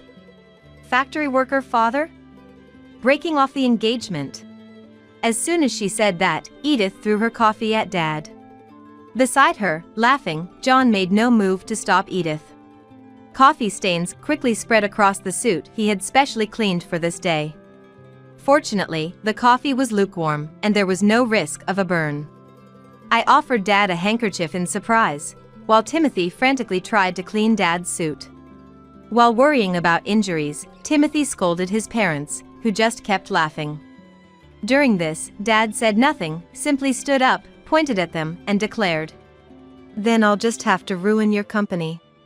He said this in a voice I had never heard before, took my hand, and we left the house. Behind us, Timothy's shouts at his parents echoed, and soon he followed us. I'm terribly sorry. I'll make sure my parents apologize later. No need. It's over. We're cutting ties, Dad said somberly, patting Timothy on the shoulder. Then we went back to our house with Timothy, and Dad immediately changed his clothes. Meanwhile, Timothy earnestly apologized outside Dad's room, with Dad's troubled voice occasionally heard. But I was too shocked by Edith's actions to pay much attention to anything else. From the moment I saw their faces, I knew getting along would be difficult due to their arrogant attitude. But I never expected them to do something like that, and I was furious that they belittled Dad. Sitting on the living room sofa and clenching my fists, I kept replaying the earlier events. I knew getting worked up wouldn't help, but I couldn't help myself. Eventually, Dad came into the living room after changing, followed by Timothy, who immediately apologized to me. "Penelope, I'm truly sorry. I had no idea they would do something like that, let alone belittle someone. I'm really sorry, I did a terrible thing." Timothy probably knew it wasn't something easily forgiven. The fact he didn't ask for forgiveness showed his sincerity. This made me feel like I should apologize to him. I took Timothy's hand, who was on his knees, and apologized. "I'm sorry too for saying something so thoughtless without knowing anything. I never expected it to turn out like this." Then I turned to Dad to offer my deepest apology. "Dad, I'm sorry too. My careless suggestion led to this mess." Dad just looked down and shrugged his shoulders in response to my apology. It's no wonder he didn't say anything. This situation was unexpected for everyone here. But this meant his earlier words might actually come true. I decided to ask him directly about his intentions. "Dad, what you said to them earlier, was that true? Are you really planning to ruin their company?" In response to my question, Dad looked at Timothy and then nodded firmly. "Yes, it's true. I do intend to do it. His company's performance has been poor, and I've been thinking about what to do with it. It's a good opportunity to cut it off." Dad's eyes were serious and unwavering. He is the owner of a factory, a well-known leading local company where he started as a worker.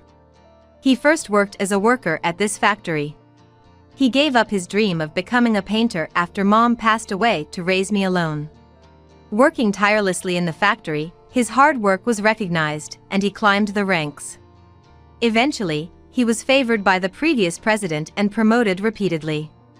When the previous president, or rather, the former factory manager, wanted to retire, Dad was chosen to take over. The factory owns several subsidiaries. And one of them is managed by John, Timothy's father. This was revealed during the earlier greeting. John should have recognized this, but he failed to. As Edith acted first, before Timothy introduced him in detail. Timothy just wanted to say that Dad worked in the factory, which is the parent company of John's. But Edith and John's prejudice led to this unfortunate situation.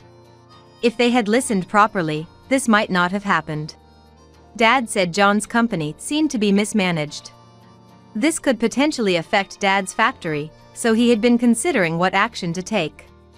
I was thinking of layoffs to improve management, but I'd rather avoid that if possible. It seemed like the right time to make a cut. He smiled troubledly, probably not wanting to lay off employees. Regret tinged his words. After saying this, he turned to Timothy and said in a low voice, "I've decided to do it, but it means your parents will be in trouble. It's harsh, but are you sure you're okay with this?" Faced with this question, Timothy hesitated for a moment but then looked Dad in the eye and replied, "I've already cut ties with them. They did unforgivable things. They need to atone for it, and I want them to reflect on this incident and everything else. More than that, I have a request. It's inappropriate at this time, but I must ask, please let me get engaged to Penelope. I'm aware of the trouble my parents caused. More than anything, I want to be with Penelope. Please allow it." Dad crossed his arms, deep in thought. It may seem inconsiderate right after such an incident. However, moved by Timothy's fervor, I also pleaded with Dad. "I also ask you, Dad. Despite everything, I want to be with Timothy." After hearing our pleas, Dad hummed for a bit before shaking his head as if resigned. "If both of you feel the same, then it's fine. But there's a condition. Your parents are business owners, after all. I want to know what will happen to their employees. If you can't answer that, your marriage is off." Dad said this and sent Timothy out, not even glancing at me before returning to his room. A few days later, Timothy came with a plan regarding John's company's employees. He had promised Dad beforehand and was discussing it when I returned from work. Apparently, Timothy had listed potential new jobs for all the employees and was showing it to Dad. "So, I would like to ask, albeit presumptuously, for these employees to transfer to your company. I hope to support their employment there, contributing to the business's growth." Timothy was earnestly requesting Dad to hire them. "And I know it's selfish, but I would like to join the company too. I'll work without salary until their work stabilizes and shows results. I want to compensate for the shortcomings with my work and salary. Once that's done, I'd like to marry Penelope." Timothy seemed to blame himself for the company's downfall. He wanted to work hard as a lubricant in the situation. I was just learning now that our marriage would be delayed, but it seemed unavoidable. "Welcome back, Penelope. You heard, right? I'm sorry for deciding something so important on my own. But I couldn't be happy just myself." "That's too much, Timothy. Dad, let me join the company too. I'll work alongside Timothy, so please accept his proposal." As I said this, Timothy tried to stop me. But I refused to back down and desperately begged Dad.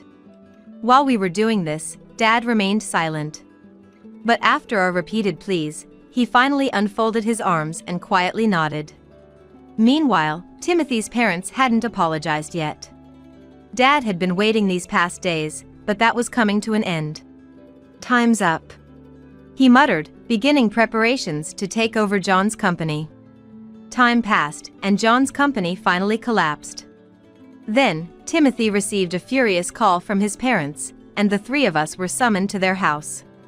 When we arrived at their home, it was crowded with people. They were all protesting the company's collapse, shouting angrily. John probably hadn't explained anything to the employees.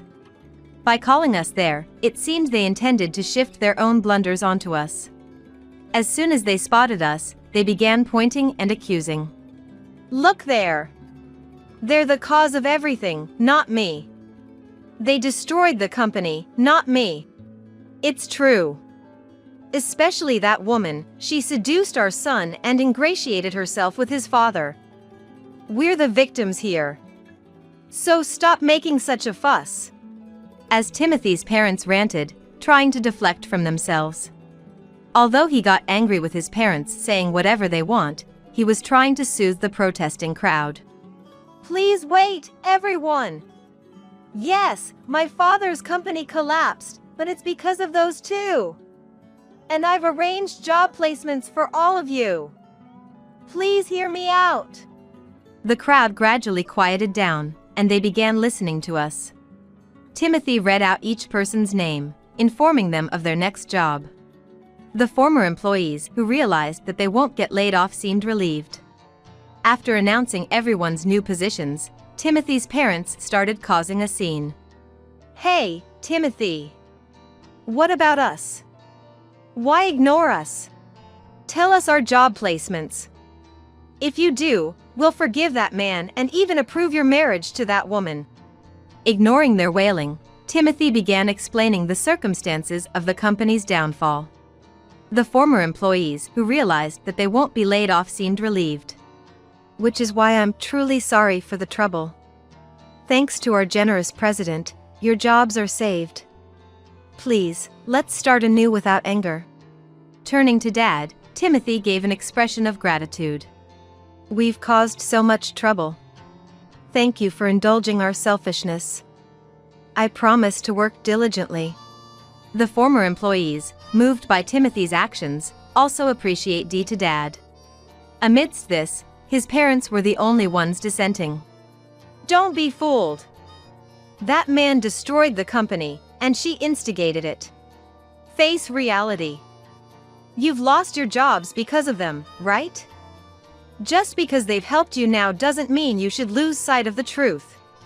Despite their desperate appeals, no one paid any attention to Timothy's parents. Especially after hearing the whole story from Timothy earlier. Even Dad ignored their words. As the former employees looked on, hoping for reassurance, Dad told them that he would inform them of the details later, which brought voices of relief. The employees left the house.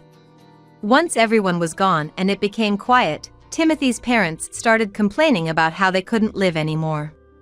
The company's collapse means we'll lose this house, which was the collateral. Yes, exactly. Where are we supposed to live now? Timothy sighed in exasperation at his parents, who were determined to blame us.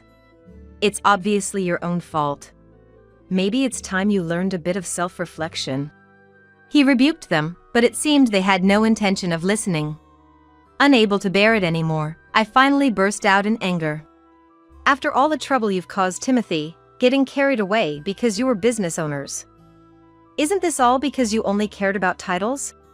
My words prompted them to retort. But Dad intervened, not letting them speak. A business owner is responsible. Taking responsibility is part of the job. Do your last duty properly. Receiving a stern scolding from each of us, they were left speechless. Leaving the two of them behind, we departed from there. Eventually, they lost everything: the company, the house, and the land. They didn't offer any compensation to the former employees and seemed to have dodged the issue. However, having lost everything, they ended up arrested for Dash. They contacted Timothy for help, but he coldly refused, having cut ties with them. They're probably in jail now. Since then, we've received no contact from them. Even if they got out, they still had to atone for their actions towards the former employees. Timothy and I quit our jobs and joined Dad's company. For the first few months, we lived off our savings and worked without a salary, as promised. One day, we met some of the employees from Timothy's parents' company. Recognizing us, they rushed over, eagerly shaking our hands, expressing gratitude for the new job, and thanking Dad for taking them in. They thanked Timothy for arranging it and thanked me for my help. I didn't remember, but I had helped them with some documents when they first joined. Grateful for everything, they left, saying they'd continue to work hard. Hearing this, we felt relieved and hurried to Dad's office. He warmly welcomed us in his office and handed us thick envelopes. What is this? It's your unpaid salaries. It didn't all fit in one envelope, so there are several. Dad chuckled, leaving us astonished. We hadn't been here long enough to compensate for employing many new workers. Yet, we were being given our salaries. Bewildered, we just stood there. But Dad continued, thanking us. Thanks to you, they work with enthusiasm. They always express their gratitude and worry about you. I couldn't shame myself by not paying such excellent employees. And our performance has definitely improved. Thank you. Hearing this, we embraced and cried together. We had been so focused on ourselves that we're unable to see anything else around us. But more than that, we were moved by their concern for us. Then Dad said something even more heartwarming. Timothy, I'm impressed with your leadership. If my daughter agrees, will you marry her? Yes. Yes, of course. I promise I'll make her happy. With a tear-streaked face, Timothy promised me and Dad. I hugged him and cried together. So, we got married. We continue to work together at Dad's company, living happily. Gradually, work has become more efficient, allowing us to have a broader view of the company, even discussing productivity with Dad. Timothy visits the factory and subsidiaries, asking about inconveniences and proposing solutions, staying very busy. We both work with more passion than at our previous jobs. Finding fulfillment really does change one's work ethic. But soon, that will have to be put on hold. I'm taking maternity leave from Dad's company. Dad, Timothy, everyone at the company, and I are all looking forward to the arrival of our grandchild.